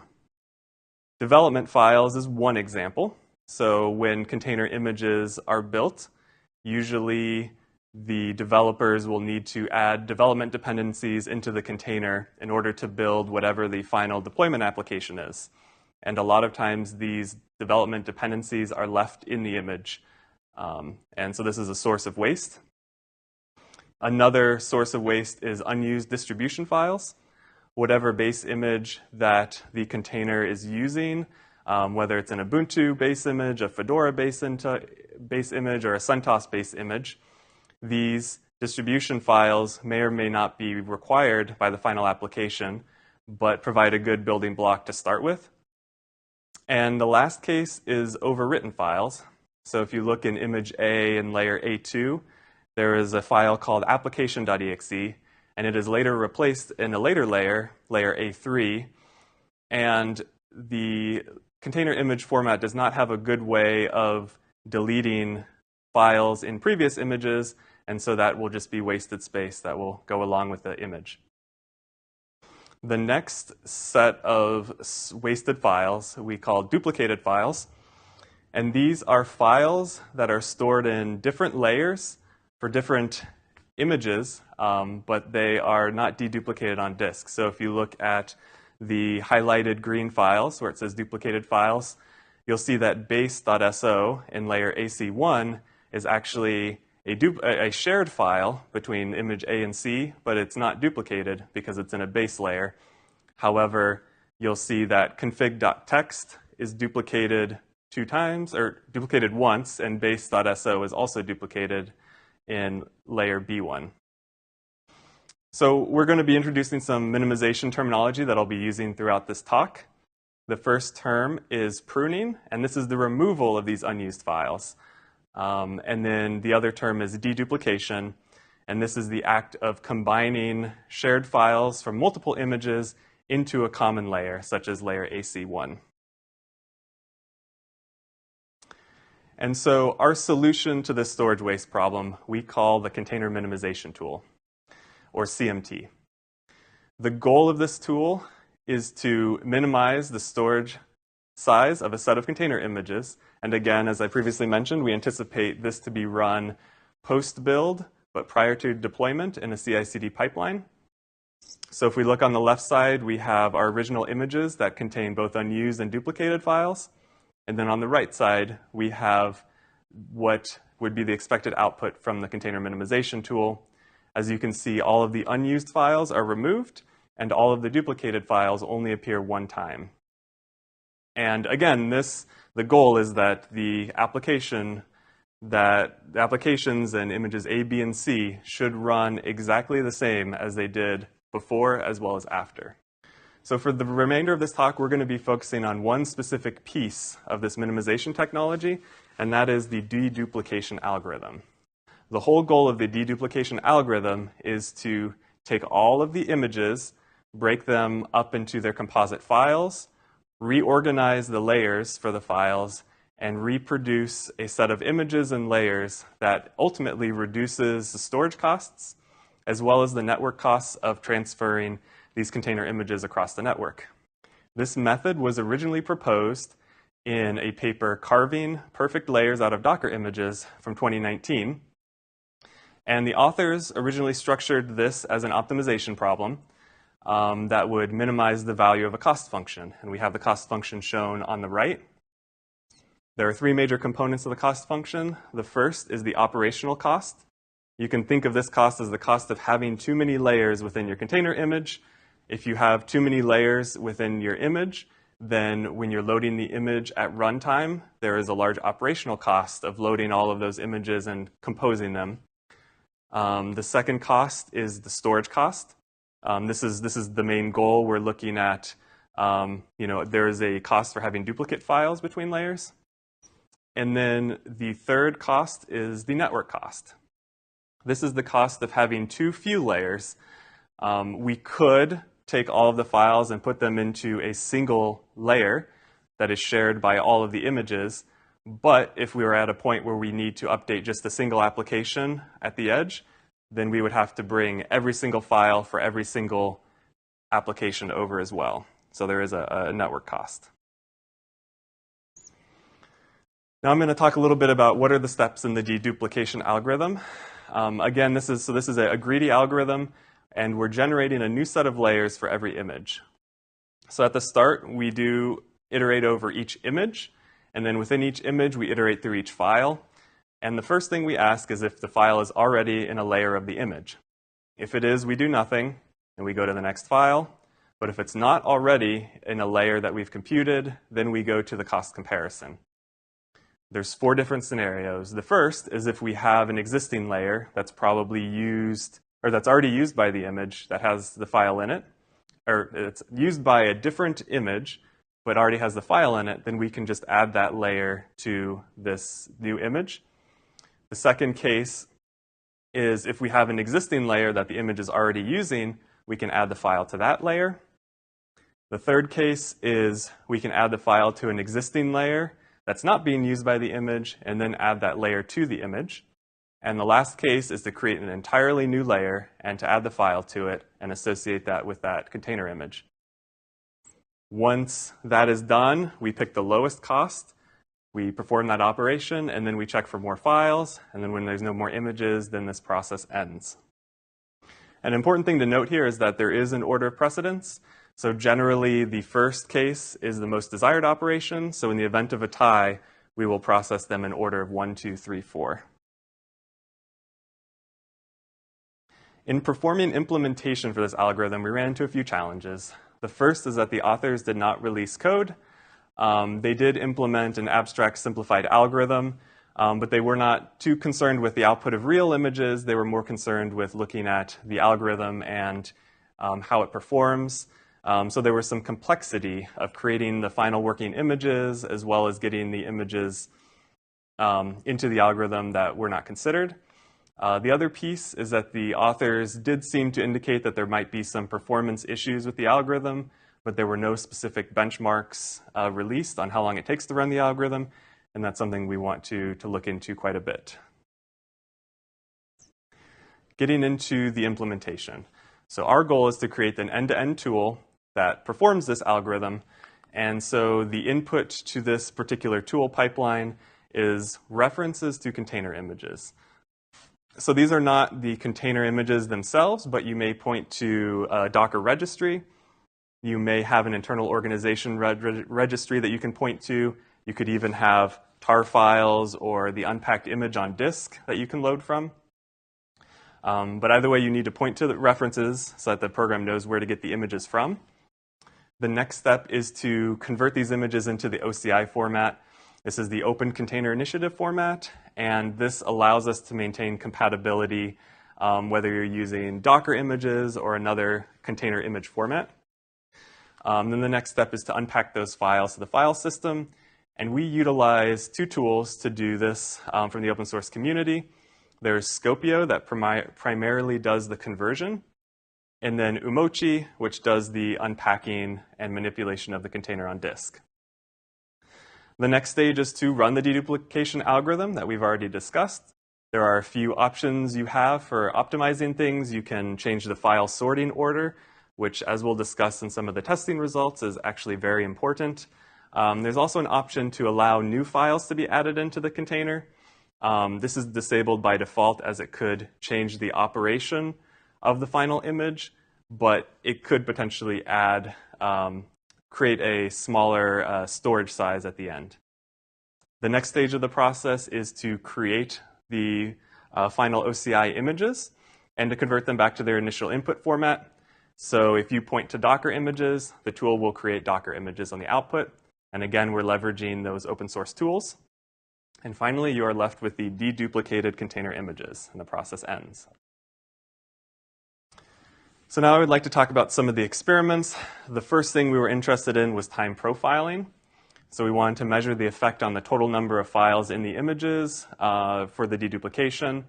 All of these tests were run with 2 images, an equal number of files per image, and each image only had 10 files duplicated, which, as we found through testing, actually having less duplicated files increases the overall runtime. So this is more on the worst case side.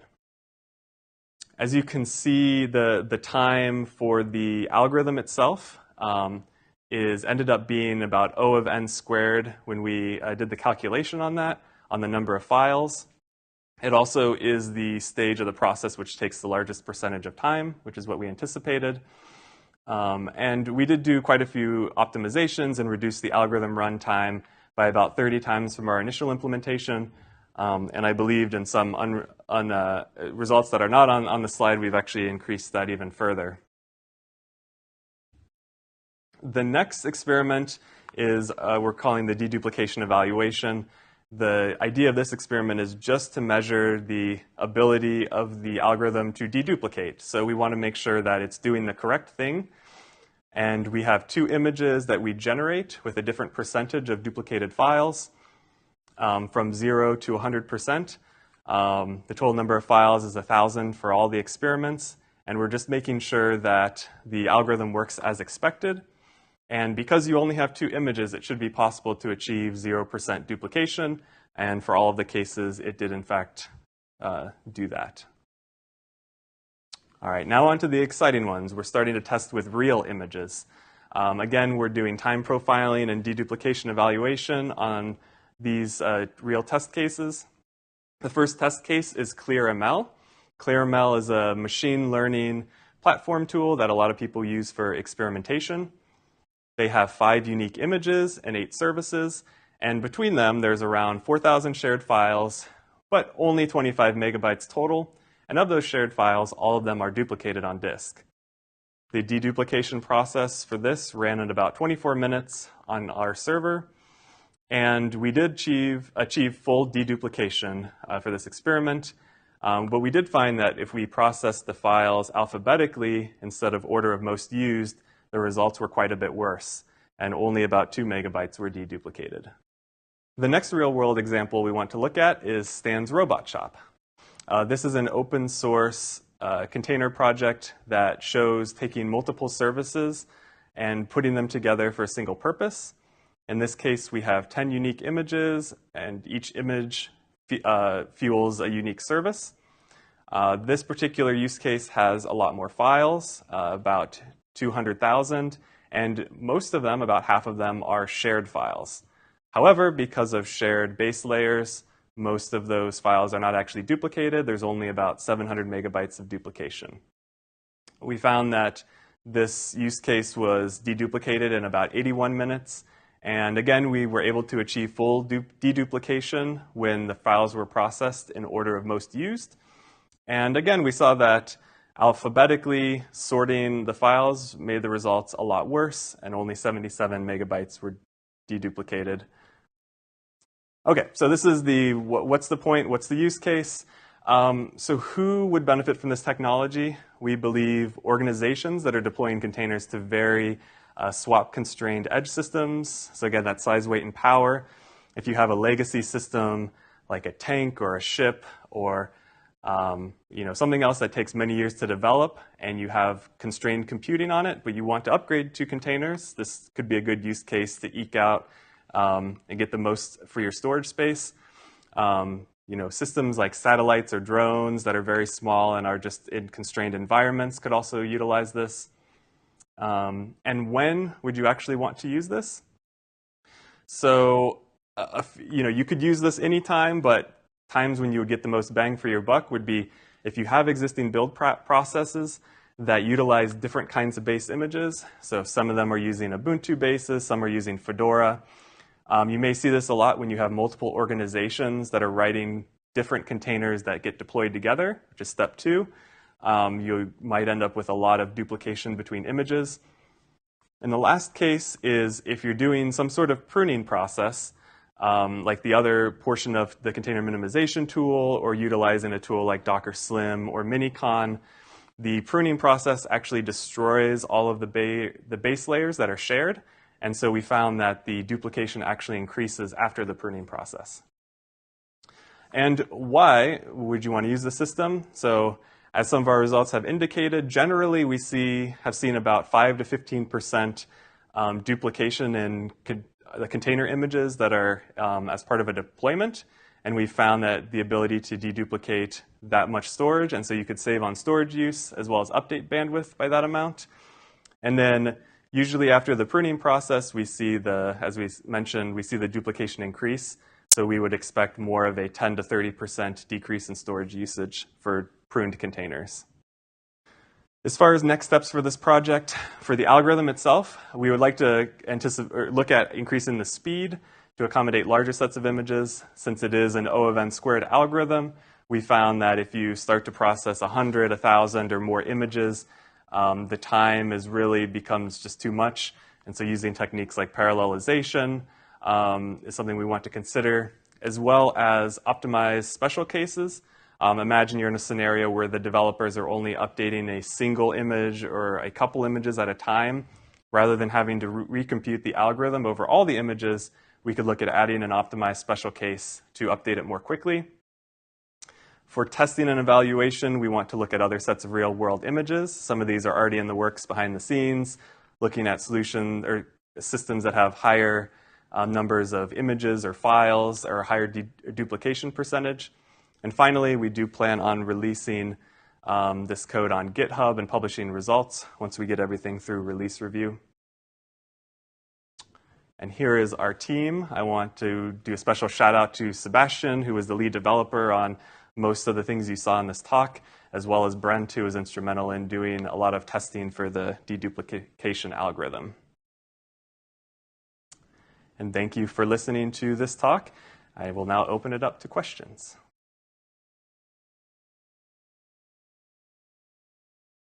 Kevin, thank you for taking some questions here. The first one I see, they asked, what might be some impacts to cybersecurity for this optimization approach, such as segmentation gained or lost, attack surface, amplification of adversary pivoting, and code reuse? Okay, so for this particular deduplication piece, we don't really see too many of these kinds of changes, because with the deduplication, the actual files that are in the images remain exactly the same. But the one thing I do want to point out is some of the other minimization approach of pruning that actually removes files has been found to either reduce the attack surface, and at least from a security vulnerability standpoint, if there are vulnerabilities in files that are actually not being used by the software, removing them can reduce the number of vulnerabilities that show up in the scan. So from that standpoint, it can help with remediation efforts, making that faster. Okay. Another question from Discord. Can you expand on why the order of the processing made such a large difference in the deduplication results? Yes, so I believe this is referring to the order. So in the deduplication process, the order that we go through the files and within the greedy algorithm. So as a recap, by processing them in the order of the ones that are most used, we found much better results. And from our standpoint, this is likely due to the fact that a lot of these files that are used by many, many containers are going to generally be more so files that are from the base container. So if you think about a lot of these images may be relying on like an Ubuntu base or a CentOS base or some sort of Linux distro, and there's probably going to be commonalities between those files at the basic level, and they're going to be reused and repeated. And so by identifying those first and getting those into the new calculated base layers as fast as possible, then that seemed to have the best result. Okay. Another question is, how easy is it to use the deduplication tool in existing continuous integration build systems? Okay. So one of the goals in looking at these minimization approaches that we had from the start was, how do we work these things into teams' existing build processes without requiring them to change everything up. So a couple of things could be done. So there is a CLI interface, command line interface.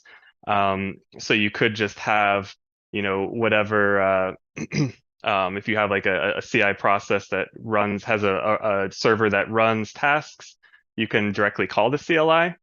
But for more advanced functionality, we've also looked at running the tool in a server mode, with REST endpoints, and then there's a database for holding jobs and things like that, so that if you need to run this deduplication or other minimization processes on a different beefier machine, you can just interact with the REST API. And then there is also a web server or web front end that you can look at the results a little bit easier than just looking through the command line. Okay, so you had mentioned the use case of performing deduplication after pruning. Can you explain the relationship between them? Okay, right. So the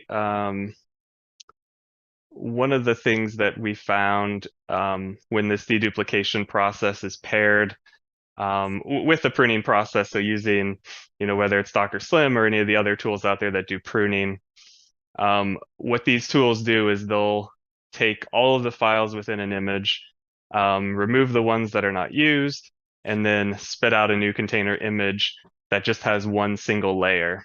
And, one thing we found in looking at the deduplication effort is that if you have, let's say, 10 different images you're bringing in, there's a lot of times there might be some common base layers that are shared. So you might have 2 or 3 images that are each using, let's say, Ubuntu 2004. And so on disk, they're actually already deduplicated. But then if you run all of those through a pruning process and all their files go to a separate single image layer, then it actually removes the deduplication or actually creates more duplication. And so by doing the pruning first and then running the deduplication afterward, you can kind of rebuild those shared base layers that were already present, as well as having, the additional benefit. Okay, thank you. Do you see any limitations or downsides to using deduplication? So I'd say from a functionality standpoint, one of the nice things about this deduplication is that I mentioned this before, we're not actually changing the files that are in the final image. And so when the image is loaded at runtime and all of the layers are loaded on top of each other and created, as long as there's not a bug in the tool, the functionality from the image should be the same. With that being said, there is, if you're looking at it from a cost benefit, there is, a time cost to running deduplication as part of the process. So the algorithm does take, a certain amount of time depending on how many images you're analyzing and how many files are in those images. And so, I'd say if you're looking at optimizing the storage for, these cases where your storage limited, but you can spend a little bit more time doing that processing up front, then that sort of time processing would be the major downside. And I'm trying to think, the other, one other, as far as limitations, I think we had talked about this a little bit before. If you do have, one area of open work that we'd be looking into would be if you have cases where you're not looking at a deployment with a smaller number of images, but let's say you have a registry with thousands of images, then one of the limitations would be, the time processing all of those. But we think there's some optimizations that could be made there. Okay. And one question I had personally, I have a reliability background, and so I look at things through that lens. And from your standpoint on deduplication and the ways you achieve that and the pruning, do you see that having a major impact on either improving or jeopardizing the reliability of the system? So from the deduplication standpoint, I say no, I don't see any major issues on the reliability side. When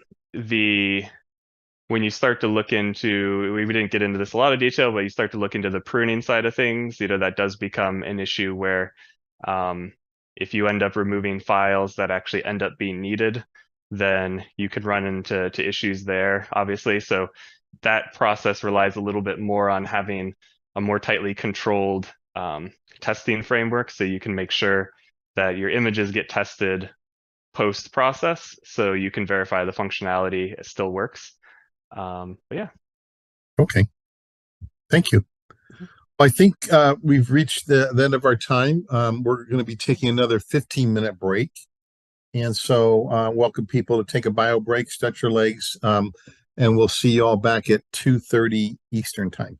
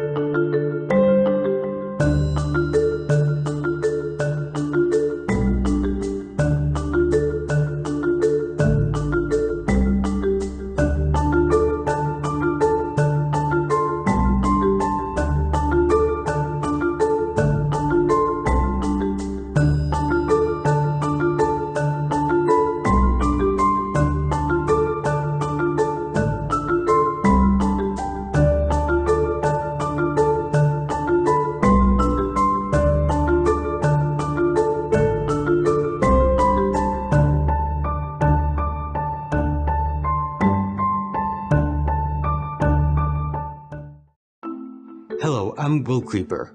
Our goal in this project is to increase software assurance of binary components.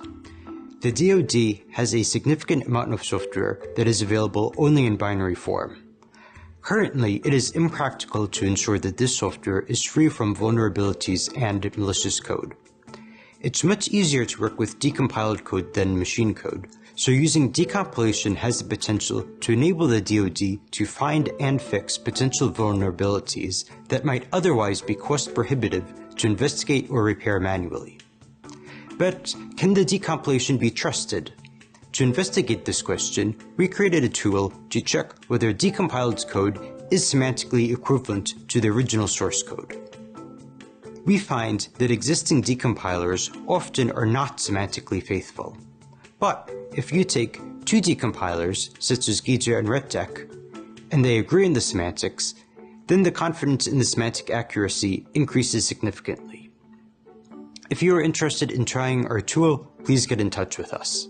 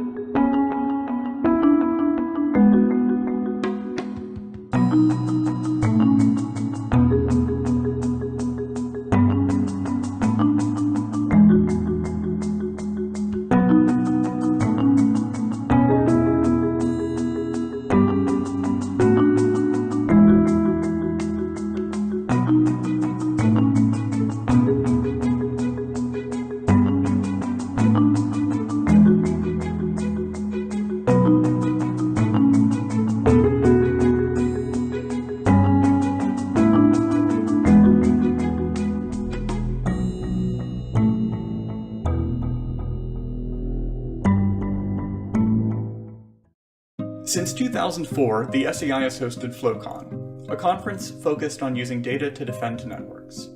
From its earliest days as a small gathering of analysts to discuss network flow, to its current focus on situational awareness beyond the network, FlowCon has brought together researchers and practitioners to engage deeply with the latest tools, methods, and processes for using data to defend networked systems.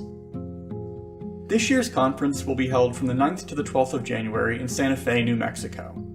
Our keynote speakers are Rear Admiral William Chase, Deputy Commander of Joint Force Headquarters, Department of Defense Information Network, who will share his expertise and experience coordinating defense of diverse and volatile information systems, and Mr. Jay Gasley, Acting Associate Director for Vulnerability Management for the Cyber and Infrastructure Security Agency, whose experience with managing and coordinating security and vulnerability management for large-scale systems provides something for all of our attendees to learn.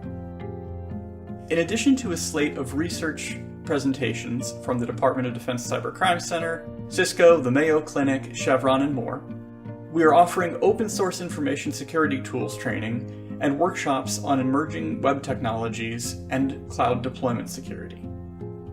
I hope you will join us in Santa Fe this January 9th to 12th, and I look forward to meeting you in person at FlowCon 2023.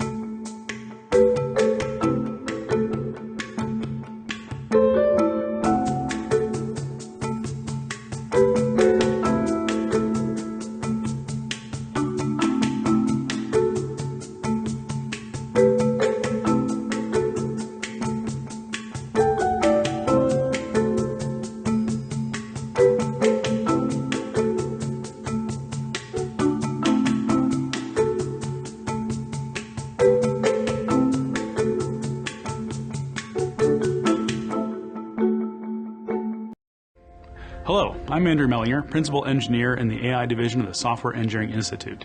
Machine learning has become a crucial component to cybersecurity, logistics, threat detection, AI engineering, and other critical data-intensive operations. However, evaluating machine learning models to improve results can be a challenge. To facilitate machine learning experimentation, the SEI created Juneberry, a framework for automating the training, evaluation, and comparison of multiple machine learning models against multiple data sets. Juneberry's configuration files enable the user to employ machine learning terminology, not software development terminology, to reduce errors, improve reproducibility, ease integration, and adapt to the ever-evolving machine learning platforms. The user writes less code and Juneberry does the heavy lifting, taking the drudgery away from researchers. We've made Juneberry available to the community on GitHub. To learn more about Juneberry and how it can support your work on machine learning, please visit the SEI website.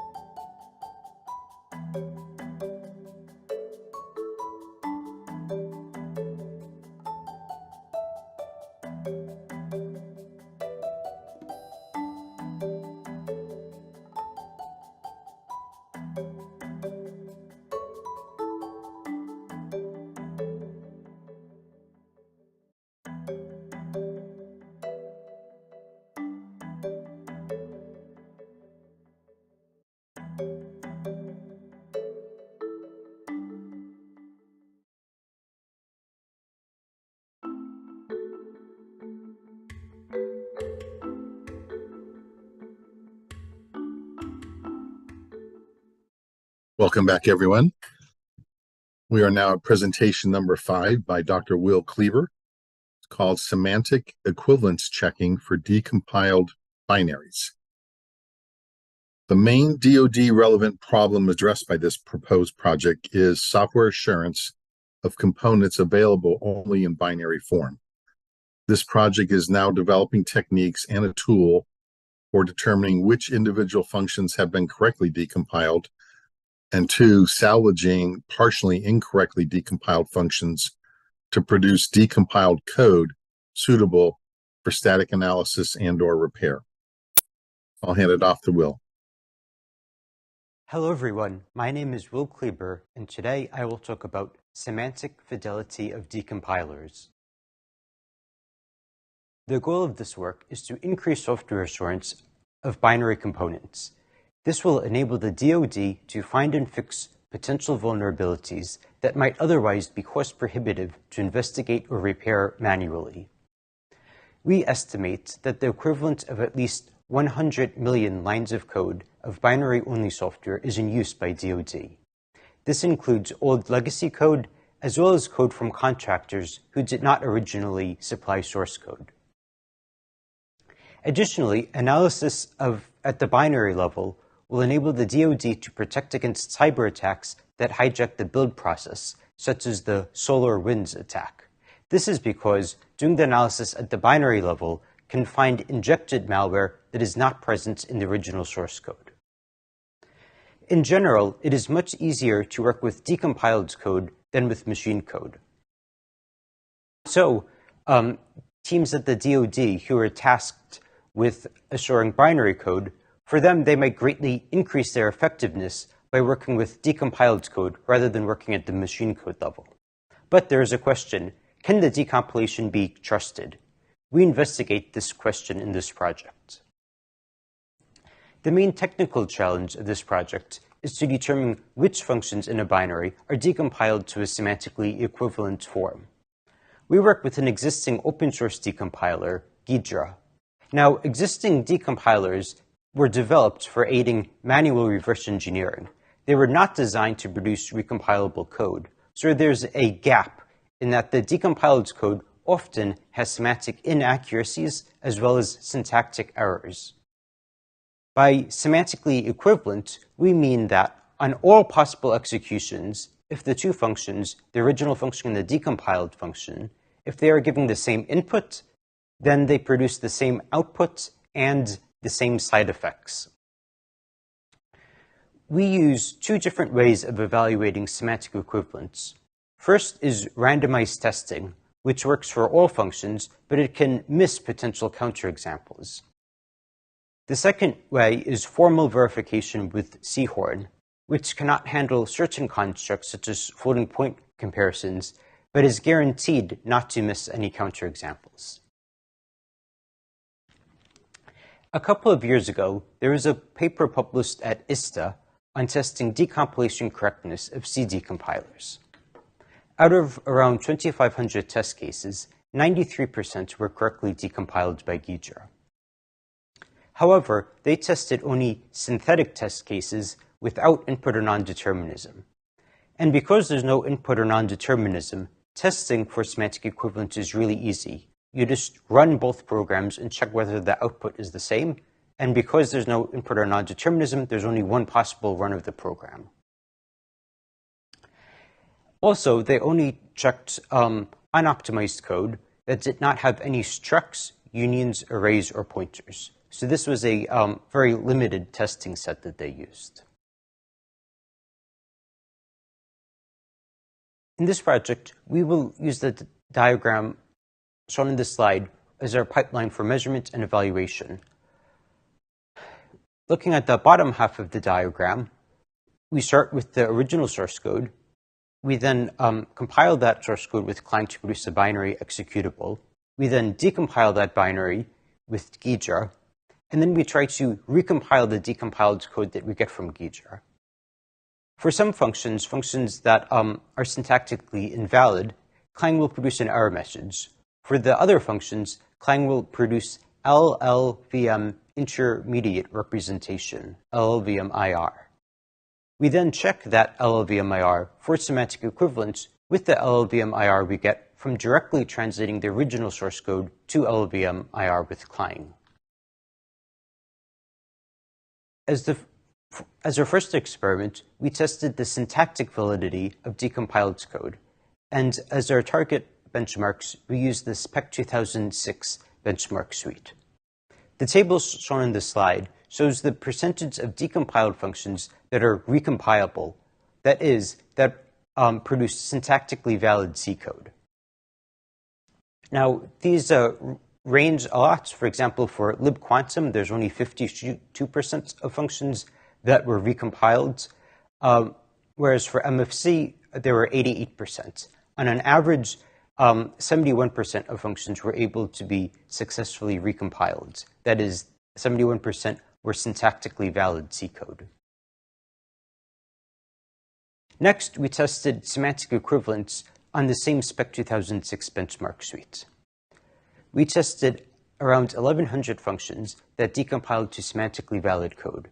This excludes auto-generated functions from GoBMK, and it also excludes functions that were not testable due to there being multiple functions with the same name in the same code base. We ran 1,000 trials of each function that was testable, and in our results, 35% of functions behaved equivalently on all runs, 30% of functions behaved non-equivalently on all runs, and 31% of functions had some runs that behaved equivalently and some runs that did not. And of course, only a single non-equivalent run is needed to prove that the functions are not semantically equivalent.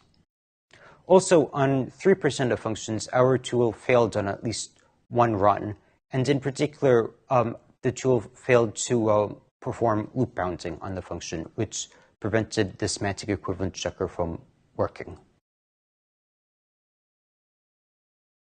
Here we see the results by benchmark suite, and you can see there's a large variation. On libquantum at the top of the table, 54% of functions were equivalent, and that goes down to 22% for Hummer. And overall, 35% of functions were found to be semantically equivalent between the decompiled version from Ghidra and the original function from the source code. This diagram shows the pipeline that we use on binaries for which we do not have original source code. This is the pipeline that would be used in practice by DoD. We start with an original binary. We then decompile that binary with Ghidra to get decompiled code.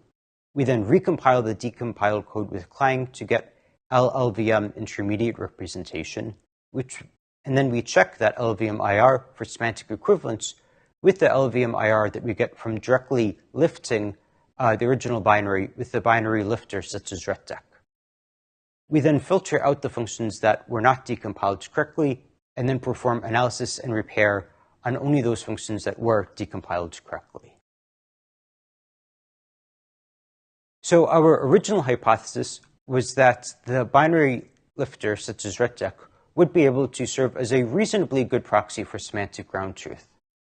However, it turns out that RetDec actually was not any better than Ghidra at semantic fidelity. So we developed a new hypothesis, which is that when Ghidra and RetDec agree with each other on the semantics of a function, then they are also more likely to agree with the original source code. And we successfully tested this hypothesis in the NASA Core Flight System, CFS. And as a technical note, although we use the term equivalence, the relationship that our implementation actually computes is not symmetric. So if a function from RetDec, if it returns a value, but the original function does not return a value, then we still count the RetDec function as being equivalent to the original source code. And the reason for that is that at the machine code level, there really is not an explicit return value. It's just whichever value happens to be left in a particular register is considered to be the return value. So there's really no difference at the machine code level between a function that does return a value and a function that doesn't. However, if the original source code does return a value, then of course for equivalence, we do require that RetDec return the same value.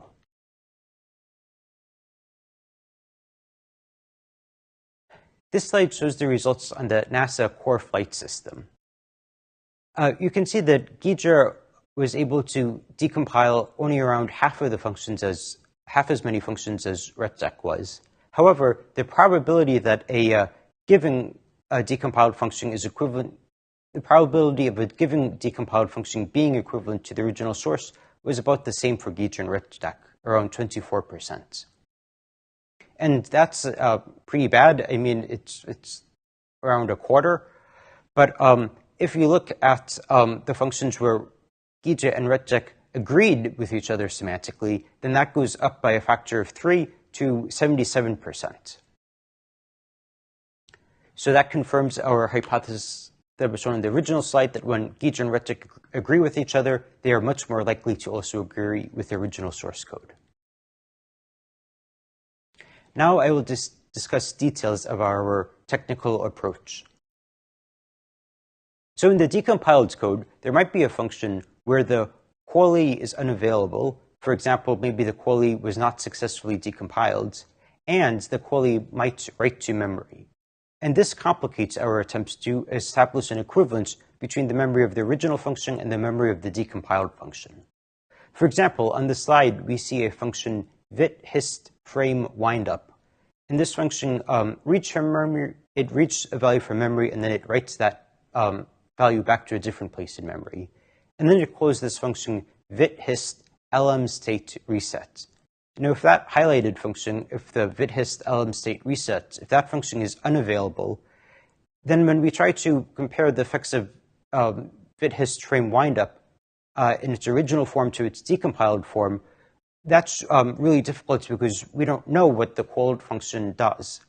So our solution to this problem is to instead look for structural equivalence, meaning that we check for that the sequence of operations with side effects is the same.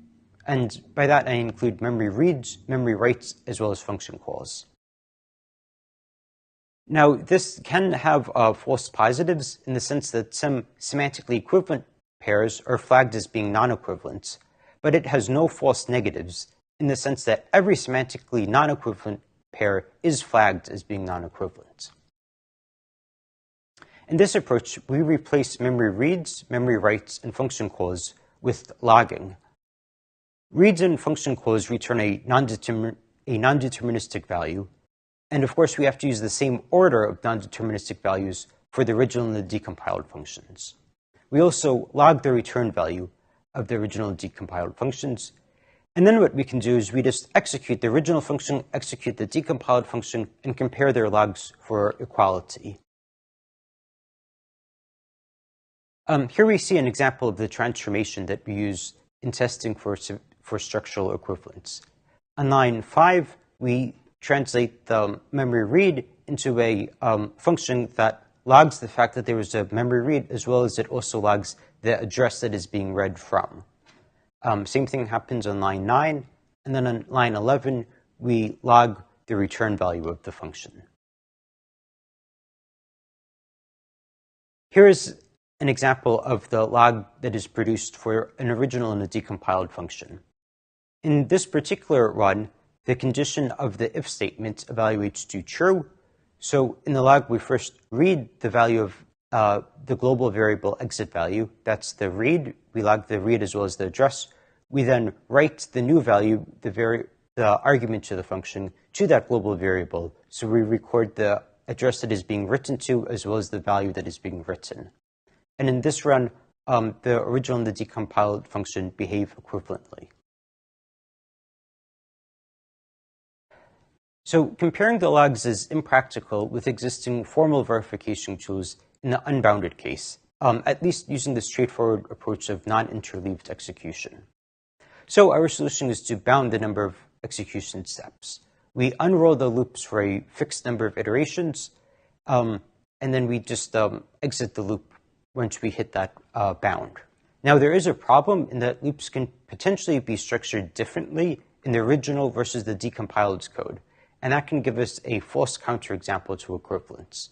And of course, there's also the problem where a counterexample might only be reachable after executing the loop for more number of iterations than are bound. And in that case, we would get a false negative in the sense that the tool will say that the two functions are equivalent when they really are not. Here we see the details of the semantic equivalence checker. We take as input the original program and the decompiled program.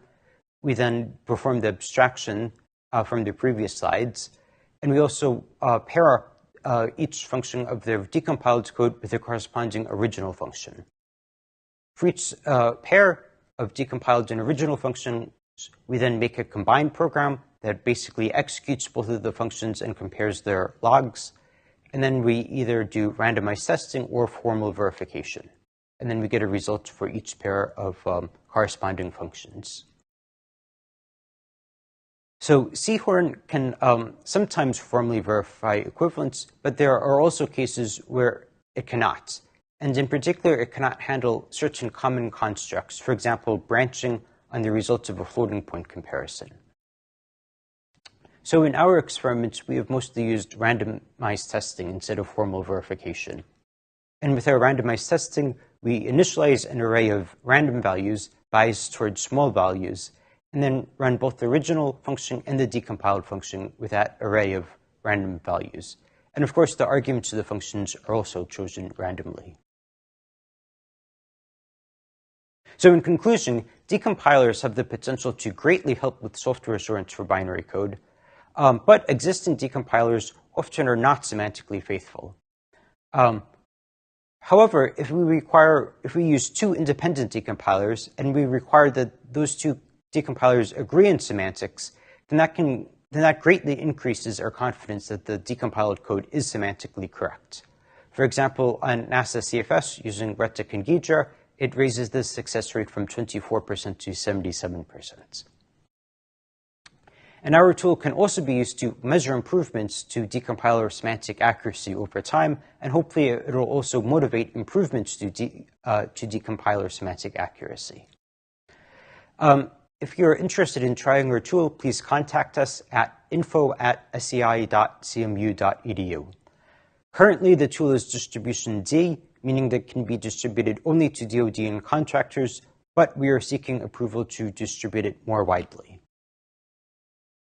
And here's their team. And again, thank you for your time. And if you have any questions, please contact us at the address shown on the slide. Will, thanks for taking some questions. The first question we received is, do you see much low-hanging fruit for improving the semantic accuracy of existing decompilers? Yes, I do. So there are a few things that we noticed that can be improved on existing decompilers. So for example, for Ghidra, one thing that we notice is that it often gets the function signatures wrong. For example, it gets the number of arguments incorrect or the types of arguments incorrect. And sometimes it also is wrong about whether or not the function even has a return type. So one way that I think could be done to improve that is to do a whole program analysis. So right now, Ghidra, mostly what it does is it analyzes functions either in isolation or by just looking at the function's immediate caller and callees.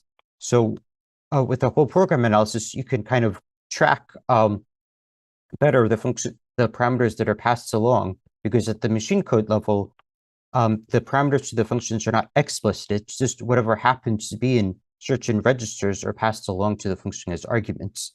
So with a whole program analysis, we expect that Ghidra would be able to do much better at inferring the number of arguments to a function, which would eliminate a lot of the problems that we have seen.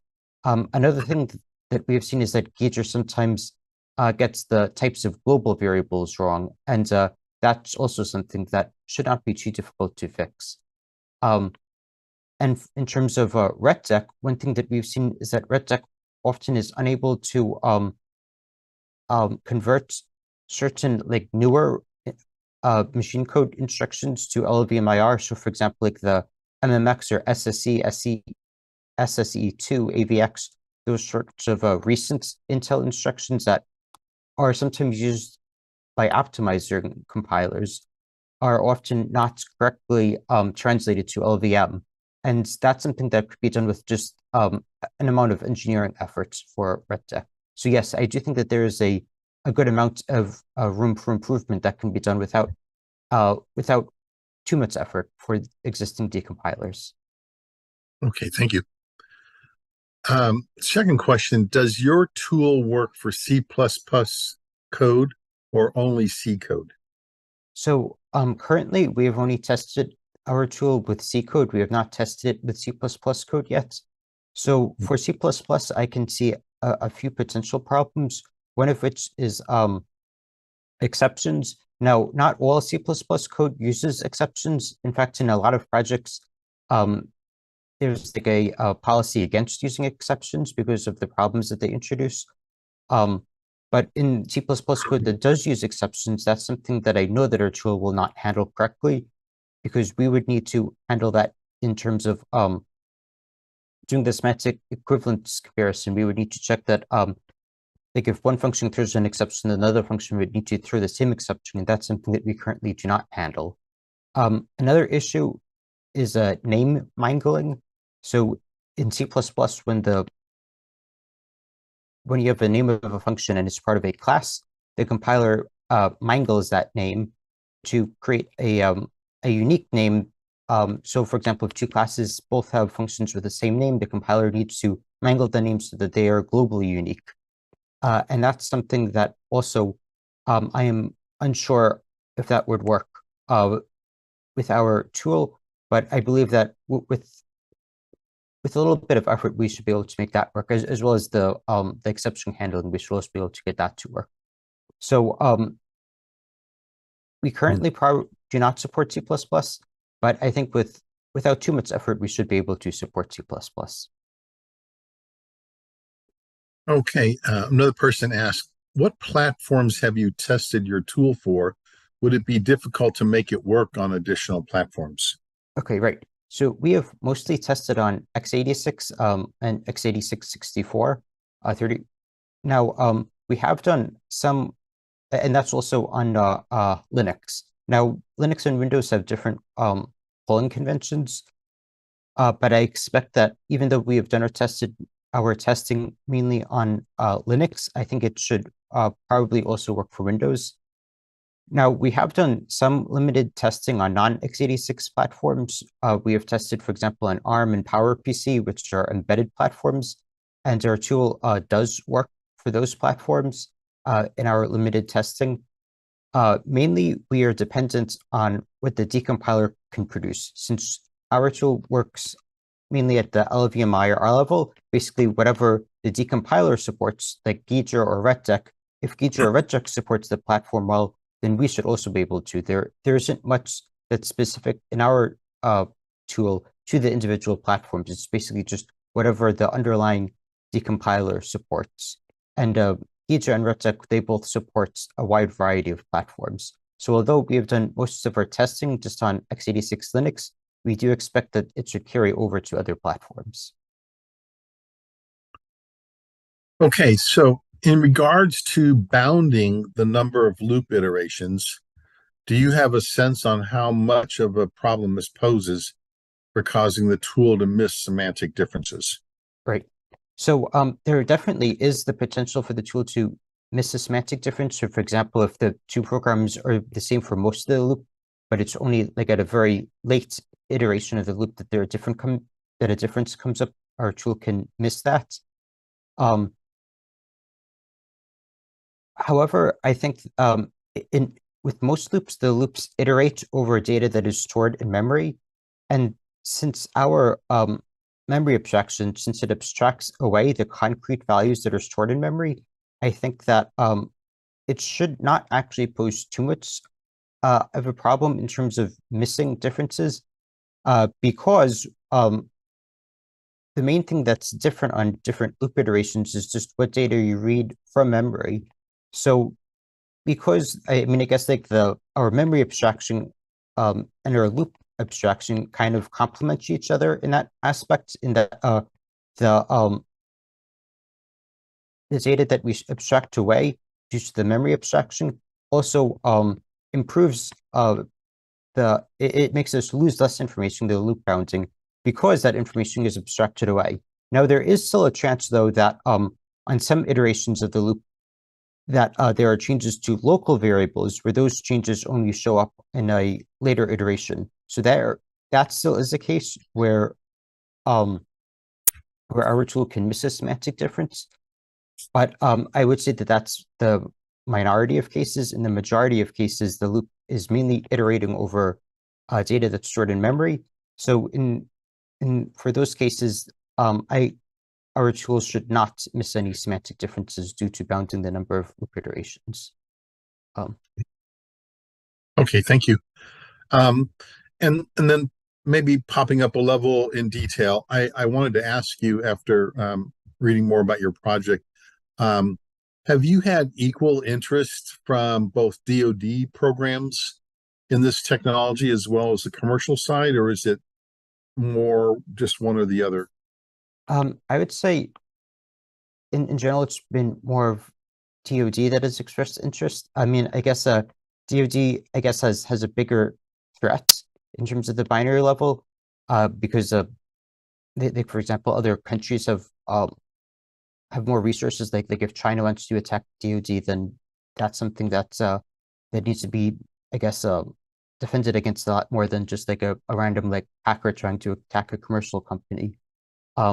So we have seen, I would say, more interest from DoD than the commercial side. But of course, this could also be a value to the commercial side. For example, the SolarWinds attack, that was an attack that could only be detected by looking at the binary level because the malware was not present in the initial, in the source version of the code base. So it is relevant to commercial companies, though. But I guess maybe commercial companies aren't as interested or don't have the same motivation to protect against their stuff as DoD has. Okay. Awesome. Well, thanks very much. And I think that brings us to the end of the questions I've seen in the chat. And we're at a point now where we'll have, looks like about a 7 or 8 minute break. And we'll be reconvening at 3:05 Eastern time for our last presentation, which will be a panel. So we see you back in a little bit.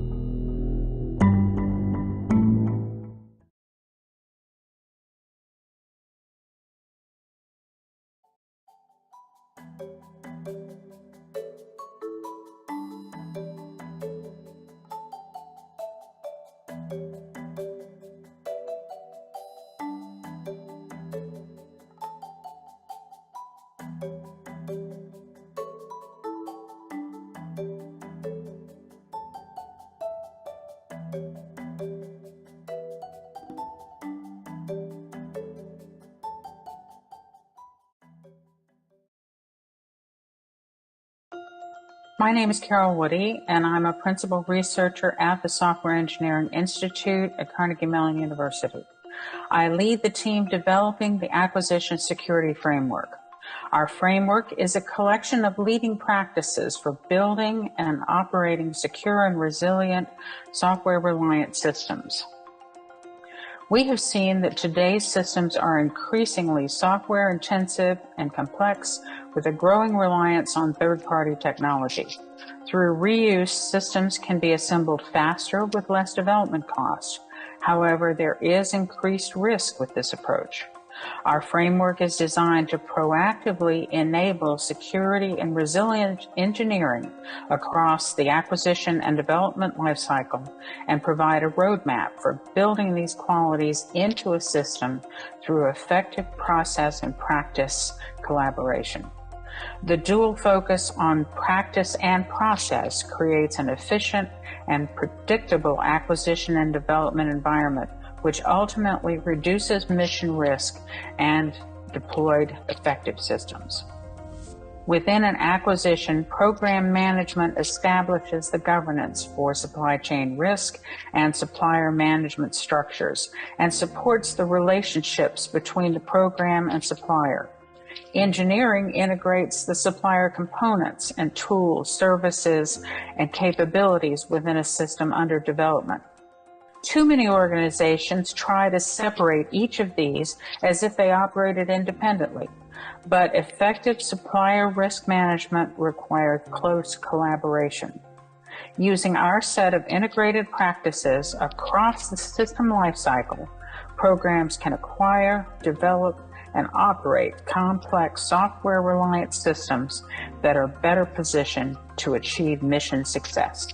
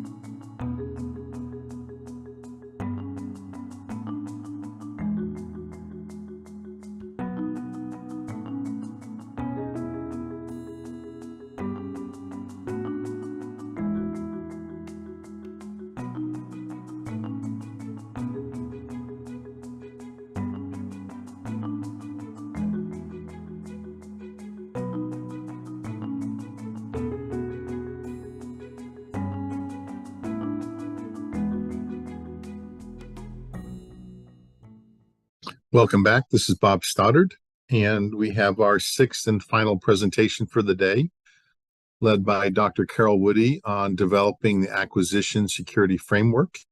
And this will be a kickoff presentation followed by a panel discussion. This is focused on providing acquisition security capabilities that are ready for use today to tackle the supply chain risk management problems that programs are dealing with right now. This is leading research involving a blend of expertise from acquisition, engineering, supply chain, and risk management. So following this presentation, Dr. Carol Woody will convene a panel of SEI experts, including Charles Wallen, Chris Alberts, and Mike Bandor. So I'll hand it off to Carol.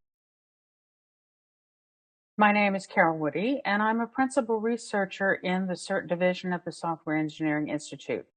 It is my privilege to provide you with an introduction to the Acquisition Security Framework. This is a structured collection of key practices needed to support effective implementation of supply chain risk management within the acquisition and development lifecycle. Supply chain risk is nothing new. High-impact attacks from third-party products in terms of dollars and data volumes have been documented for over 12 years. But these impacts were handled primarily within the operational environment until 2020, when SolarWinds compromised hundreds of organizations' operational security environments. Then Log4j in 2021 carried the impact into the development environment, which was not even looking for attackers, much less prepared to address the impact. Addressing supply chain risk now involves tasks that are scattered across the entire program landscape and beyond. An integrated approach is needed that includes governance, supplier selection, management engineering, development, and infrastructure. Reliance on third-party components and capabilities is so extensive that the supply chain impacts every aspect of mission success. Program and acquisition risk management has typically focused only on cost and schedule. But within an acquisition, program management must establish the governance for supply chain risk and supplier management structures and support the relationships between the program and the supplier.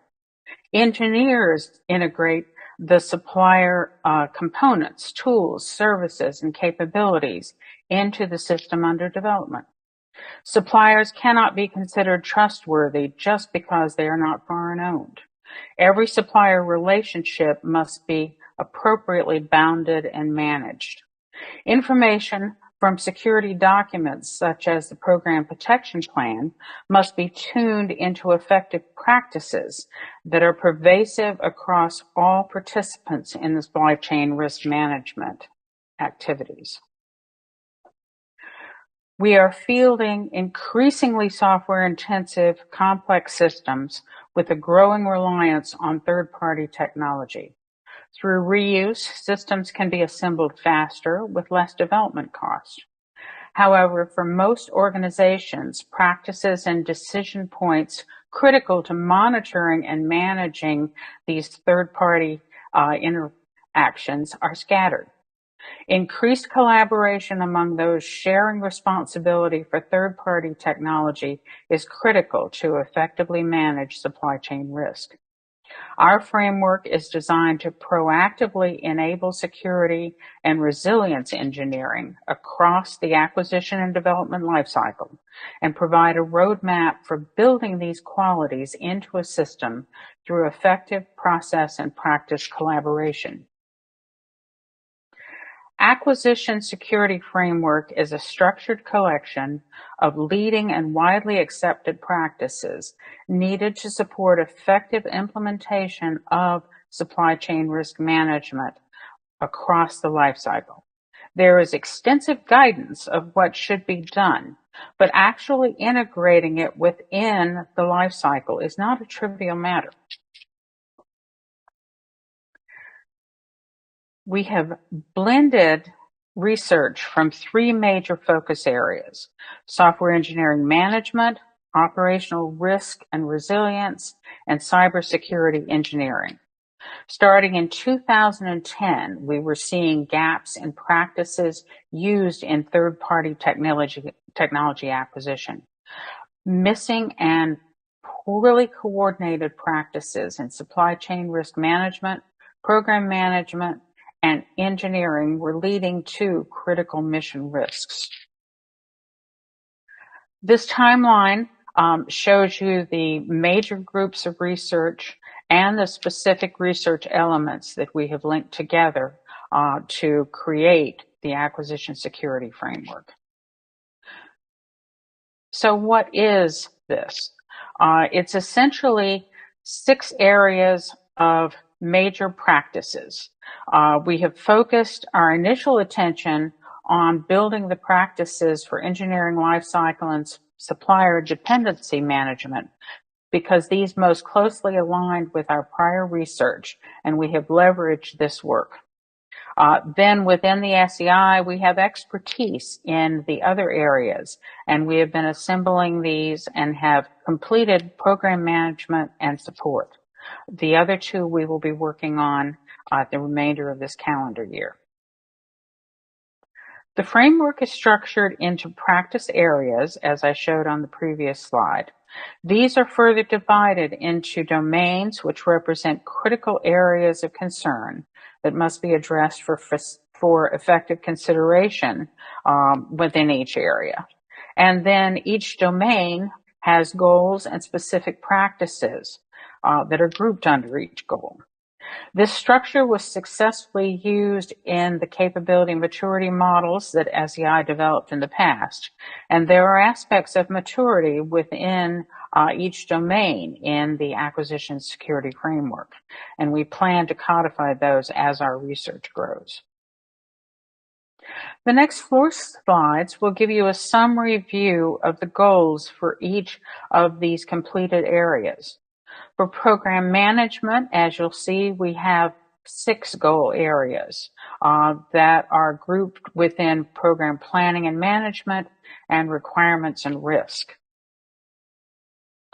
Within the engineering lifecycle, there are 12 goal areas grouped within the 3 domains of engineering infrastructure, engineering management, and engineering activities. Within supplier dependency management, there are 14 goal areas, and these are grouped within 3 key domains: the relationship formation, the relationship management, and then supplier protection and sustainment. And within the support area, we have 10 goals, and those are grouped in 2 domains: the program support and security support.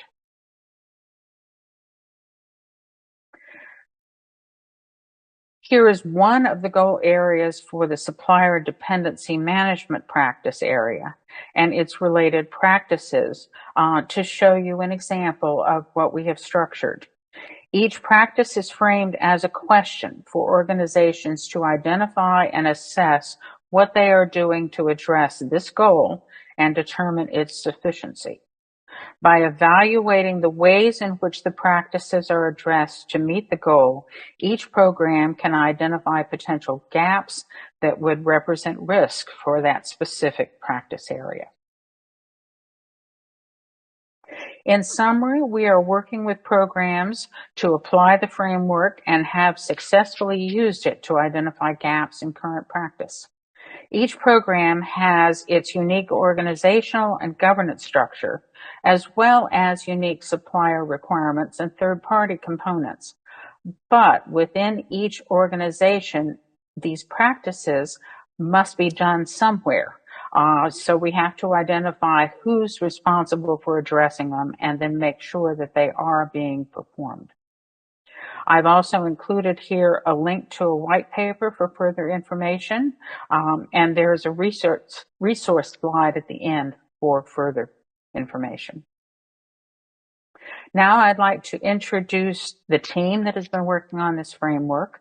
They bring extensive knowledge in acquisition, engineering, supply chain management, and risk management. We will next have the team share with you their perspectives on why the framework is needed, how it can be applied, and how improved collaboration adds organizational value. Carol, thanks again for setting up this panel on such a critical and timely topic as the acquisition security framework. I know that it's very important to most of the customers that we support in the DoD. And with that, I'll hand it off to you. Thank you.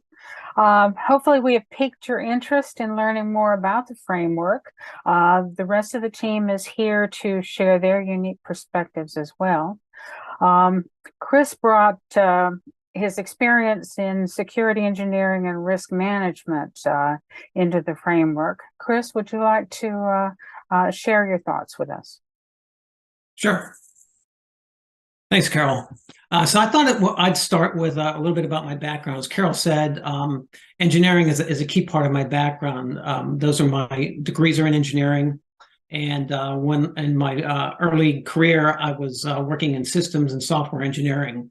When I got to the SEI, my focus switched to risk management.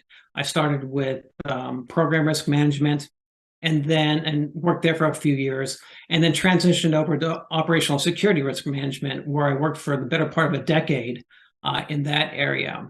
I then shifted back left in the life cycle, looking at building security into systems. And at various points in time, touched on supply chain risk management over the years as well. And one of the questions that we often asked ourselves as we were looking at these various aspects of risk, is there a more holistic picture or holistic approach for managing cyber risks across the life cycle and supply chain? And as we were thinking about that, Carol and I started work on something called the Software Assurance Framework about 7 or so years ago.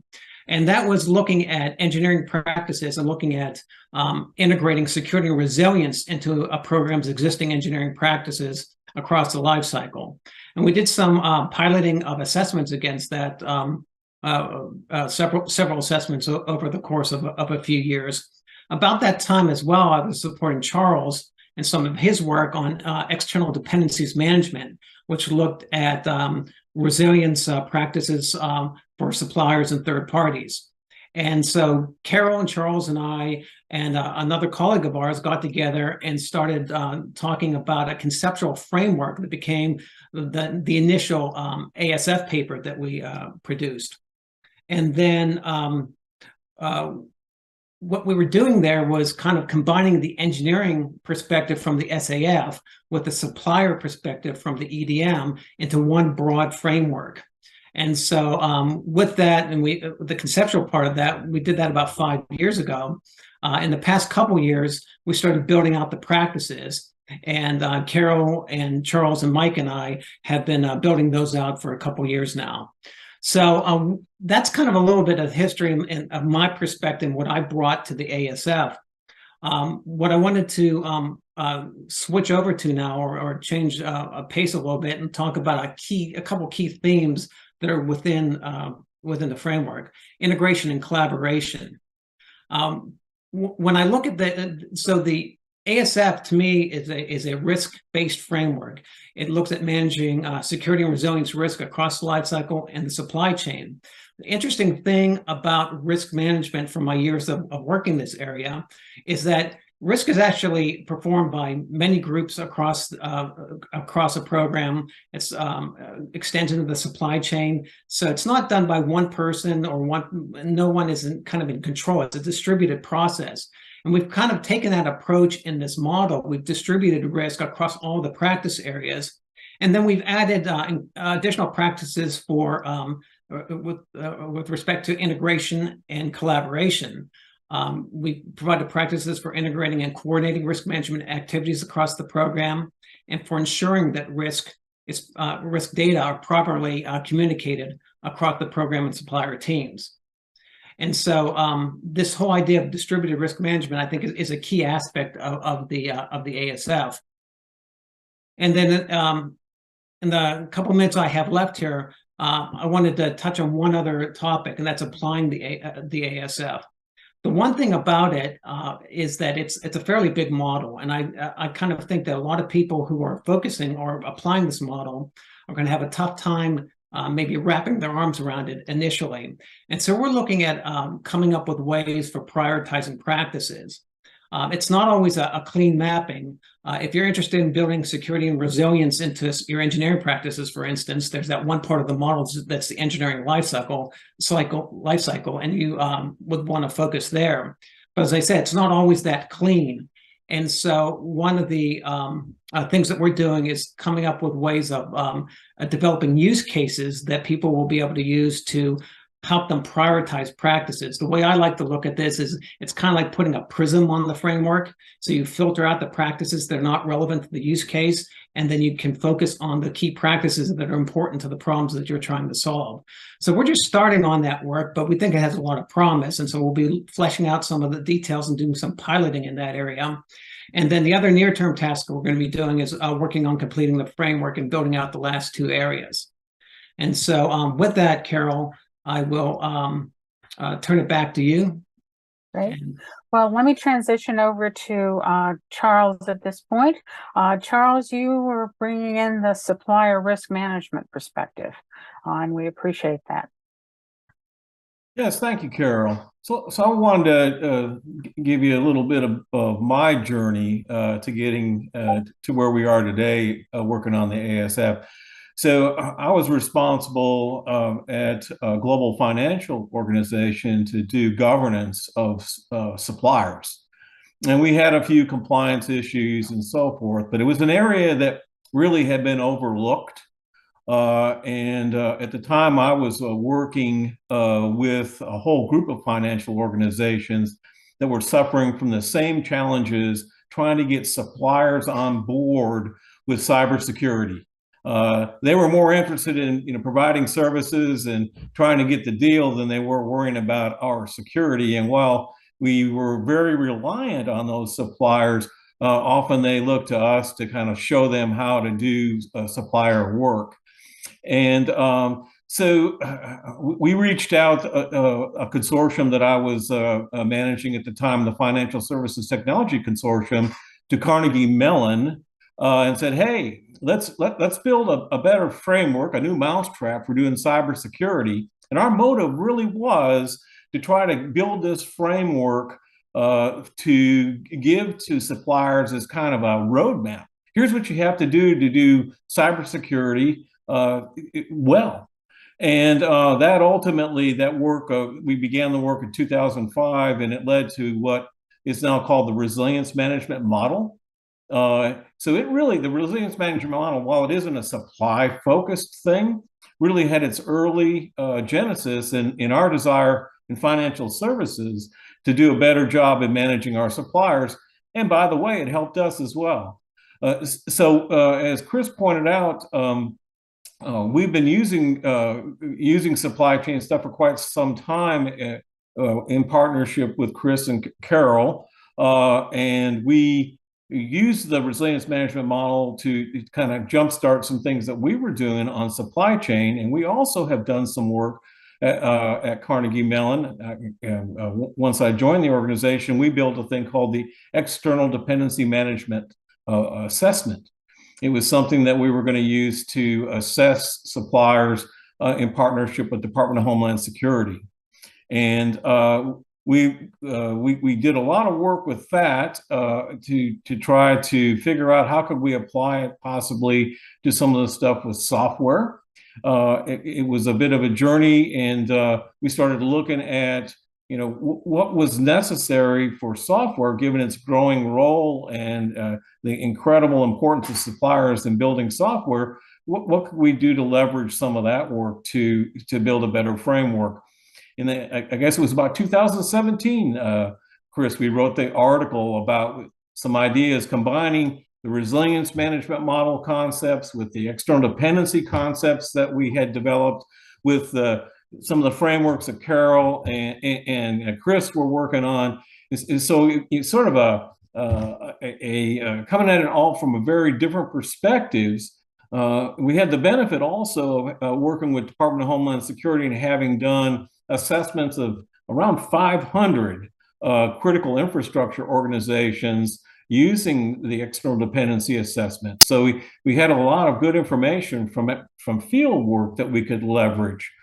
So that has come together very nicely. I'm really pleased with the work where we are today. I do want to also mention that part of our journey was we did some work together that related to cloud.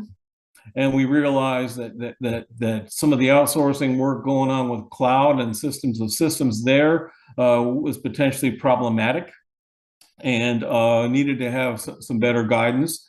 So while we're largely focusing on software here, we believe a lot of these concepts can deal with large systems of systems such as cloud.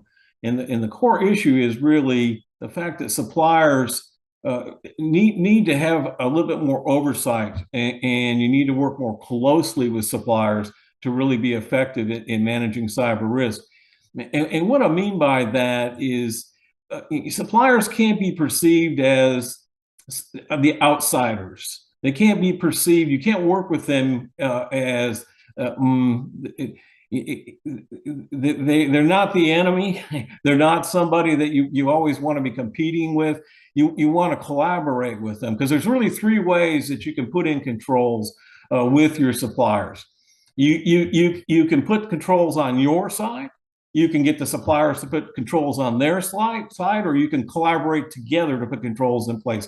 And what the ASF is attempting to do is to build a channel, build relationships as part of what it's designed to look at, so that you can work together with suppliers to put in controls that you're jointly managing. You cannot outsource the risk.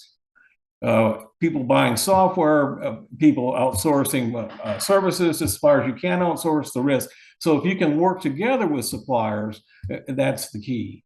And so for us in building this framework, combining some of this past experience working with critical infrastructure, with building frameworks around software development, looking at systems of systems kinds of things, we think we've built a hybrid that can be really useful. Now, the challenge is, as Chris points out, this framework has a number of pieces, and we've dealt with that for some time. The Resilience Management Model has a book, it's 1,000 pages, and we like to point out that it's a reference. And I see the ASF to be very similar. We have many practices in there, and I don't think that the idea is that people have to take it on as a whole. So one of the things that we're trying to do is find ways to make it accessible to people to use by providing use cases and that sort of thing, giving them examples of how to apply it. You don't have to take on every piece of it, but it sure is helpful to have a place to go to look. What are the key practices to follow? What are some of the key work products that you might be looking for to develop in putting that practice in place? And what kinds of things do you need to do in some detail? What competencies do you need to have, for example, to be able to make that practice effective? So with that, I'm going to turn it back to Carol and hear a little bit more from Mike on his perspective. Yes, we have one more perspective to add. Mike brings his software engineering background and DoD acquisition to help us augment our work on the framework. Mike, over to you.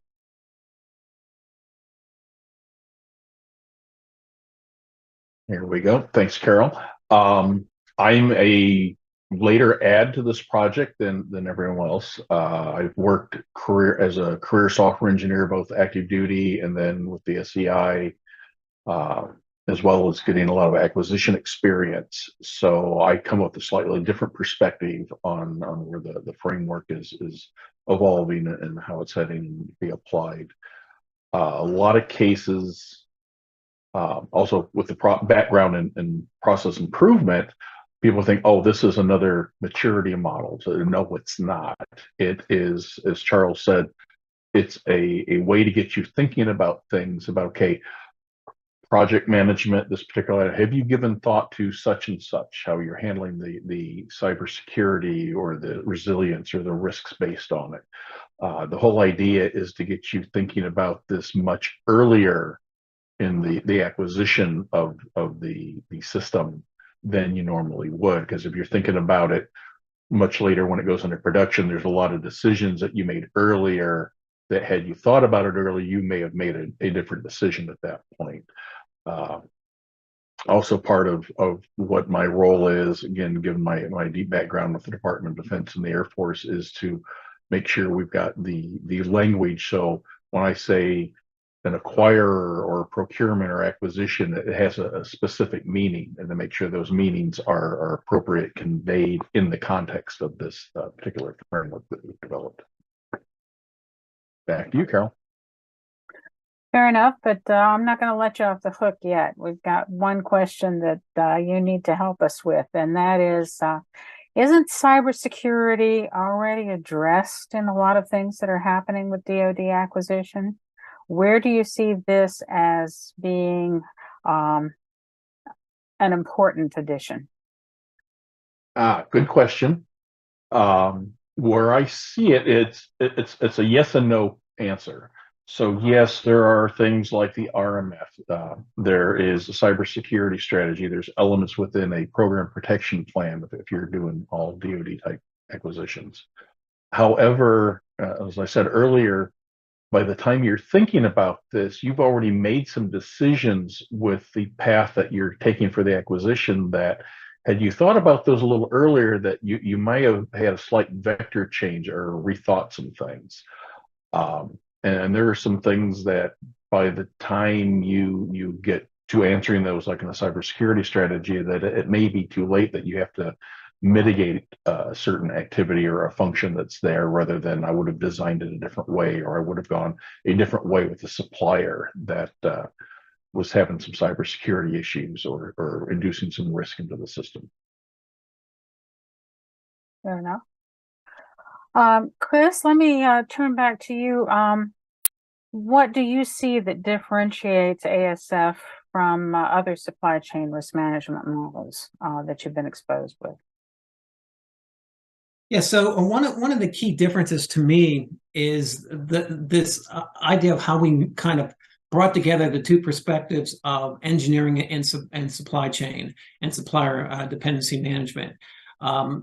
Most models that I see that focus on the supply chain don't really bring that broader perspective. And in fact, I can even say we even broaden the perspective even more by putting a lot of program management aspects into the model as well, and then extending to a number of support activities that help the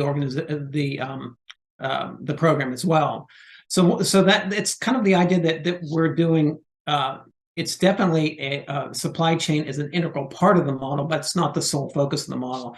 And like I said during my earlier remarks, I view it really as a risk management model where the goal is to develop a system with the proper security and resilience properties in it, so that when you deploy that system, it's within an acceptable risk. And so the whole idea of the model is to make sure that you're managing risk while security and resilience to risk and keeping it under control. Too many times we see programs only looking at cost and schedule relative to risk. So potentially this can give them a way to integrate some of these other risks that you mentioned into their planning process. Now, you actually applied parts of the model for an example. We were doing an early pilot. Can you describe a little bit about that for our listeners? Yeah, well, one of the ways that we were using the framework is we were reviewing artifacts that a program was using to evaluate software assurance. And so one of the things that we were able to do is look at those that artifact that was developed by the program in relation to the breadth of practices that we had in our framework, and look for areas where there might be gaps in what the customer or the program in this case had developed. And so we were able to point out areas when you might want to ask this question, or might want to include something in a specific area that maybe they hadn't covered. Okay, so it gives them a way to do an early check. Right. We've got a question that just came in. How do you relate program protection plans to the framework? Are they compatible? Mike, maybe that's one with your DoD background you can help us a little bit on. Oh, as far as making them compatible, I don't think they are incompatible. A lot of what the DoD's tried to do has turned into more of a compliance mindset and less engineering on it. So I think they're actually complementary to each other in that Very case. supported from that Yes. perspective.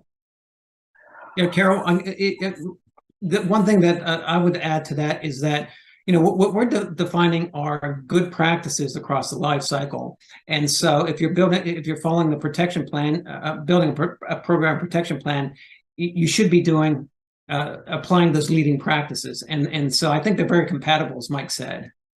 Great. Carol, if I might kind of weigh in on this too, in some of that pilot work that I'm working on with Chris, you know, the senior leader, one of the things that he told us, or kind of guidance for what he wanted from Carnegie Mellon SEI, was he wanted to have the right level of security.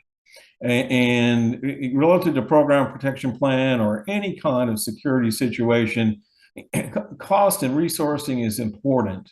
And one of the fundamental concepts that we are building in, like we have done with resilience management and some of the work on external dependencies, is we're trying to come up with a way to use practices to establish the right level of security. Mike mentioned this is kind of like a maturity model, and we're using a lot of the maturity concepts. Process management and improvement is a component of this model. We're actually building that out right now. But the value to DoD or to a private sector organization of having a practice model that recognizes that resources have to be managed, there's only so much you can do, and you look at your practices to put in the right level, not too much, not too little, and that you develop process management in such a way that it optimizes the resources that you're putting towards putting security in place. So on the program protection plan, one of the key things that we think that we're going to be able to help this particular DoD client with using some of these concepts is helping them leverage building the right level of security for their program, thereby better using resources at a more cost-effective way, and establishing more consistent processes in the way that they build those protection plans, so that they're a little bit easier to do. And trying to go down the list, a checklist of compliance items, is not going to get them where they want to go. They want to try to figure out how to put the right level of security in, looking at risk. A compliance checklist is a different approach that we're trying to work with our clients to kind of move away from. Compliance is important, but it will not build resilience. Charles, adding on to that, if we're trying to transition people away from the checklists, which we know are not effective, where do you see the biggest challenges in adoption for this, especially, I think, with maybe the developers and the operators, the folks that are used to just treating security like it's a rubber stamp and then you move on?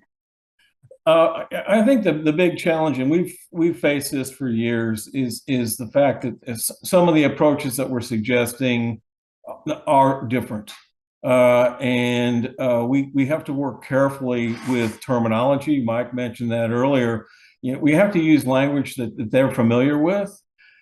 Change is not easy for anyone, but with the evolving security environment that we have today, we have to get people to recognize that they're going to have to change. And that's going to be one of the hardest things.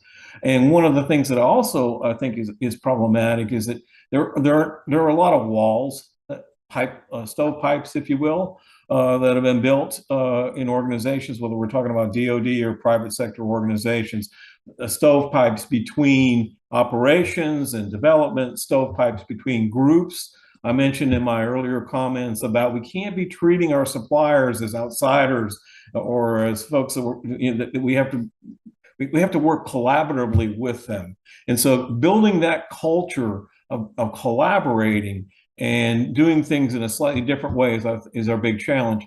The third item I'd like to touch on is we're going to have to show someone this whole framework. They're going to see it. They're going to say, oh, it's big.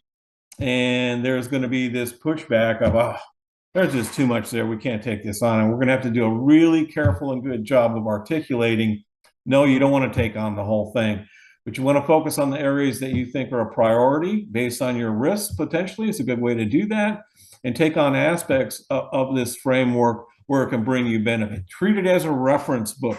Treat it as something that you can look at to help you build better practices. And we are developing guidance for each of the practices in the model that folks can look at, and we think can bring real value to them in understanding, especially where practices are a little unfamiliar to them. What exactly are we talking about when we're saying, collaborate with a supplier, oversee the supplier, and new perspectives on how to manage cyber risks that they haven't thought of. When you keep mentioning collaboration, I think there's another element of it too, and Chris touched on it, and that is to get them to start actually focusing on the aspects of engineering, cybersecurity, and supply chain risk management early in the life cycle. But in doing that, they have to keep in mind where they're going, because ultimately what we're trying to do is give you the right results so that you can field the system and sustain it in a way that will promote and support better cybersecurity. How do we see justifying this for organizations? Because so many of them are focused on the short-term, immediate cost and schedule activities. And we really need them to be recognizing that they have to have a better balance between what they're doing to meet today's review requirements, or to check the box on certain acquisition activities, versus taking a more long-term approach. Mike, have you got some thoughts on that? Because I know we've struggled with some of those challenges.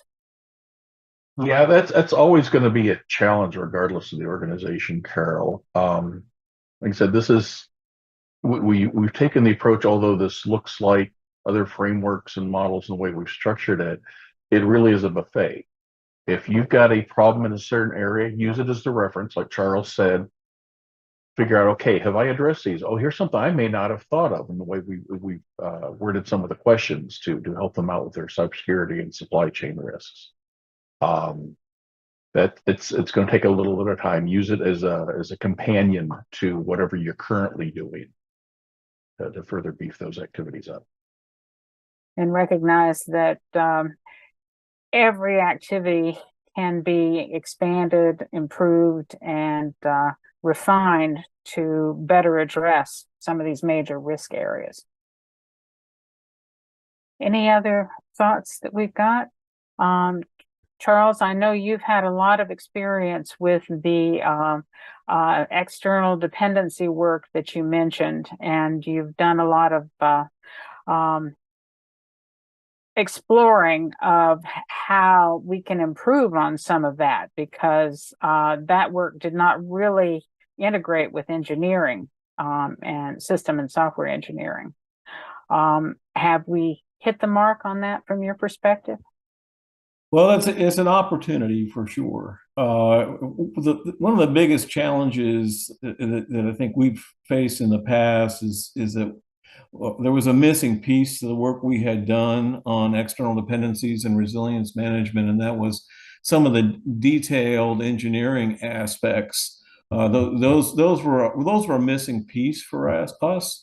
And I think that the work that we've been doing on external dependencies management and finding better ways to govern, oversee, build programs to work with suppliers is an absolute fit for some of the technical work that needs to be done in building software, because this software inherently is a supplier provided thing. And when we're working with DoD building new weapon systems and so forth, you're dealing with a supplier that is coordinating other suppliers, and we have a variety of new regulations that have come into play, where you have to work with those suppliers to make sure information is being protected, that we have the right processes in place, the right controls are there.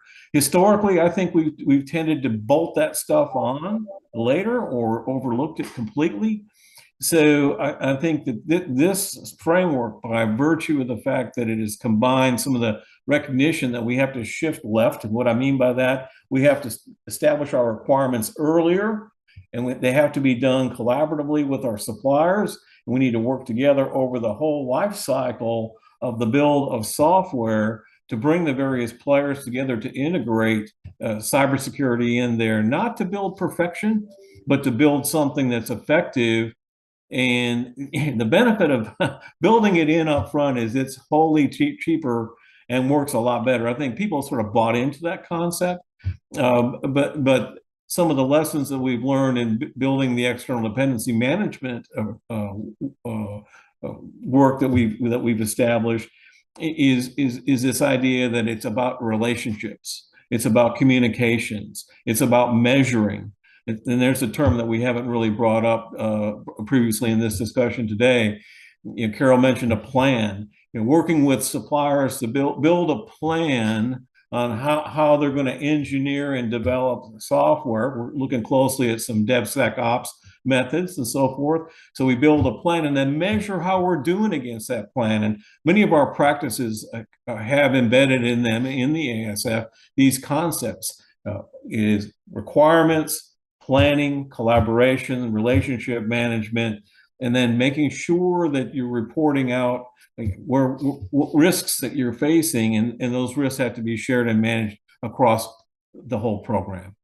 So I think it's a natural marriage, a natural fit between the work we've done on external dependencies and engineering. And for me, I'm delighted to see that we now have added this more technical component that to this point in time, we really didn't look at that carefully. We didn't get down into the detail of how the technologies are engineered and built for organizations and how to better embed the supplier management, dependency management concepts into that process. Thank you. One other aspect that I think it's important for us to bring up, we've mentioned software, and obviously we're the Software Engineering Institute, so that's our primary focus. But I think we have created through the framework something that can actually be applied more broadly. Chris, do you want to comment on that? I know we've discussed about system of systems perspective as well. Oops, you're on mute. Yeah, it's on mute. The software, what we're bringing together, and the way I view the framework is the system security engineering perspective with the software security and software assurance perspective. But as you said, Carol, we're also keeping in mind the system of systems view. A lot of the I view the support practices we put in place are performed in by organizations or organizational units or other parts of an organization that may not be working on building the actual software, but is important from a security and resilience perspective.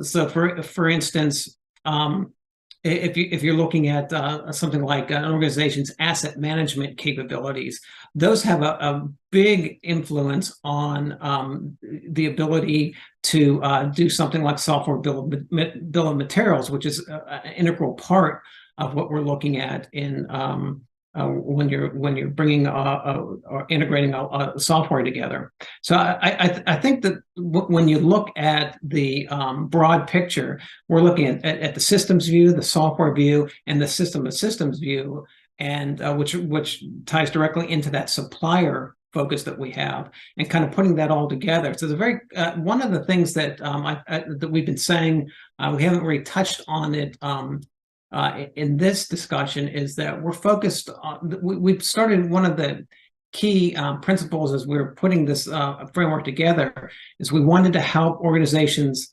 manage the complexity of this problem space a whole lot better. And I think that that's one of the areas that we've been really trying to address.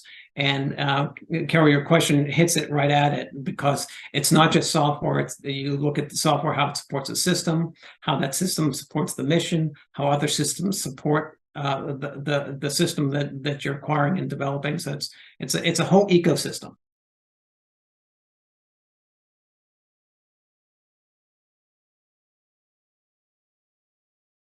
So I'll hand it back to you, Carol.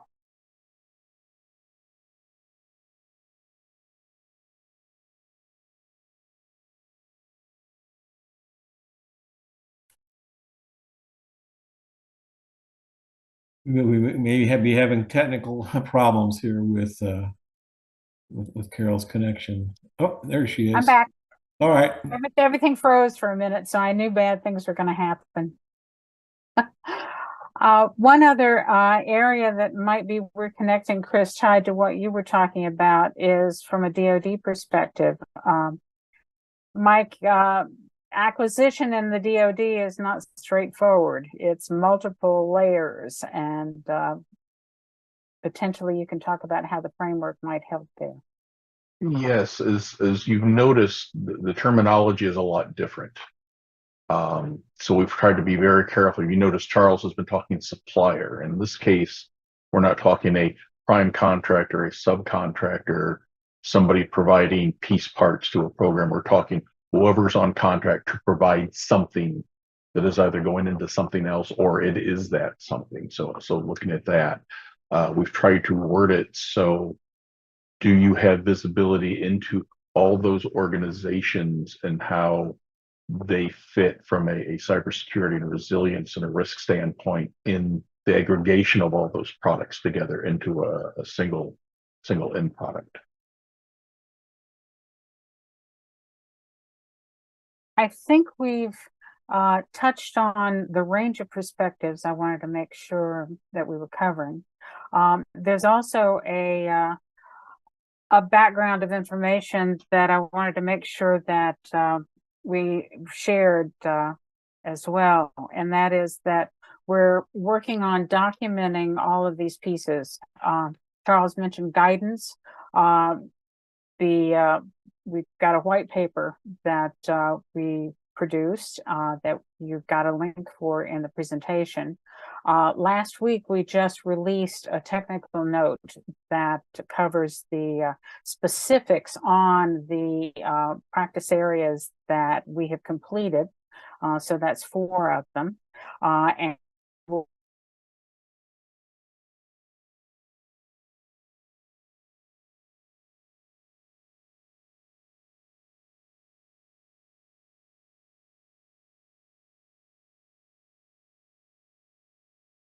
with Carol again.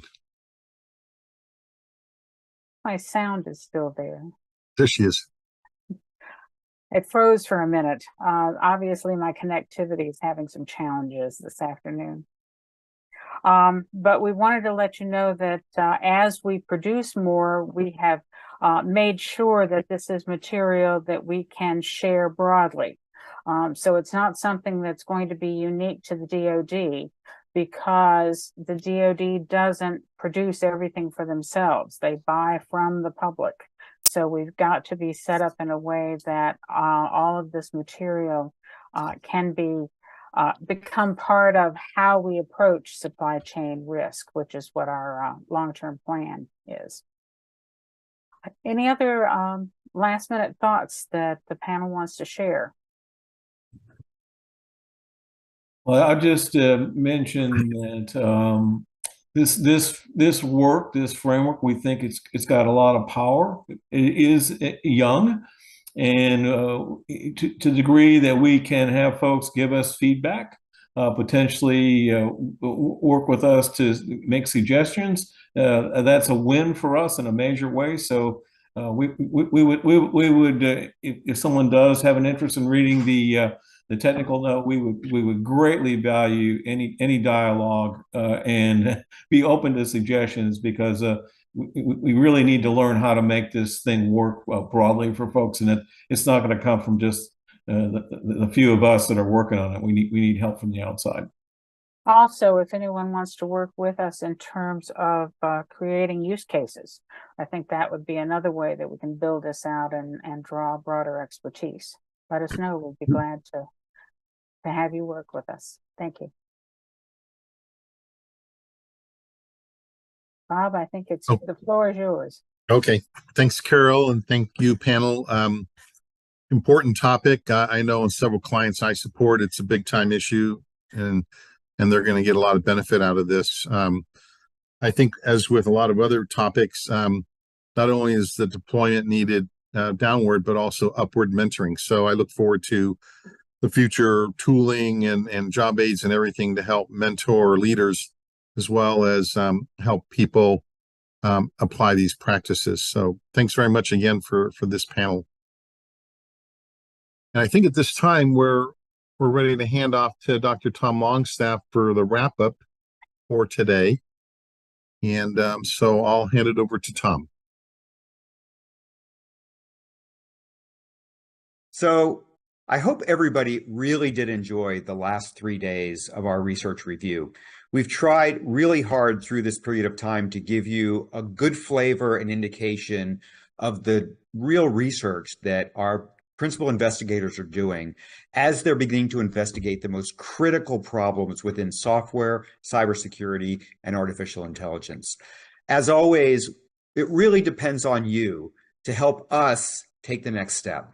You can see from our execution model that we have here that all of these arrows tie into you. They tie into the various places where we are trying to get feedback and ideas and build upon the things that we are doing within our research in order to greatly affect the world with regard to our advances in research.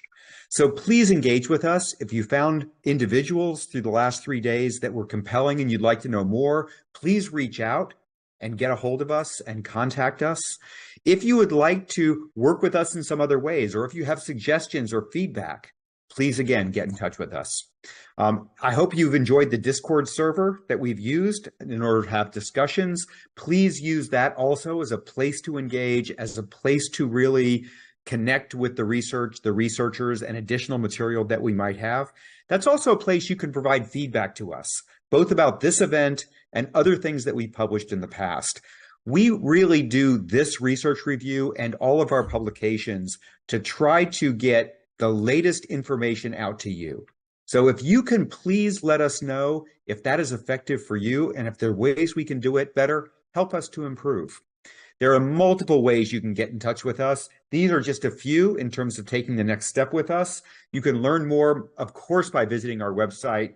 You can subscribe to our podcasts. You can subscribe to our blogs, look at our channel on YouTube, Facebook, LinkedIn, Twitter, all of those different areas are there. The Discord server will, of course, be a place where you can continue to engage, understand a little bit what's going on here. I'm going to stay on for a little bit after this, after I'm finished speaking now. If you have any follow-up questions or want to give me some direct feedback now, I'll be here for a few minutes and you can talk directly and connect with us. Otherwise, I really do hope to see you in the future. Thank you all once again for being here. Thank you for your engagement. And thank you very much for your ongoing participation with the Software Engineering Institute. Okay, so thank you all. The ones that are here, I think, are the ones that I would normally expect at the movies to be sitting through the credits. So thank you all for being here. One final ask I would have of all of you that are still either on YouTube or on the Discord channel, please put one statement in the chat, if you're willing, on something you liked about the last 3 days and something you'd like to see us improve. So if you would put that in the chat, we will take that into account as we plan future events. Special thanks to the core team, especially before you start to see the credits. Erin Detweiler for really putting all of this together. Kat Zicardi for the wonderful graphics and her leading her design team. Dom Ross for the broadcast, the very professional broadcast team that's at here. Ed Desalte for the managing editor. Gail Newton as our program lead. Laura Aguilera as our event, basically running the whole show in the back. Linda Cannon, also in the back, just trying to make sure things happen correctly. Richard Lynch, on all of the outreach and web work that we're doing. Shane McGraw, Shay Bettaletto, Sheila Nath, Tracy Kelly. These are the leads of all the team that you're going to see about to come through the credits. Thanks to all of them. Wonderful job. And we hope to see you all at the next research review. With that, thank you all so much and have a wonderful week.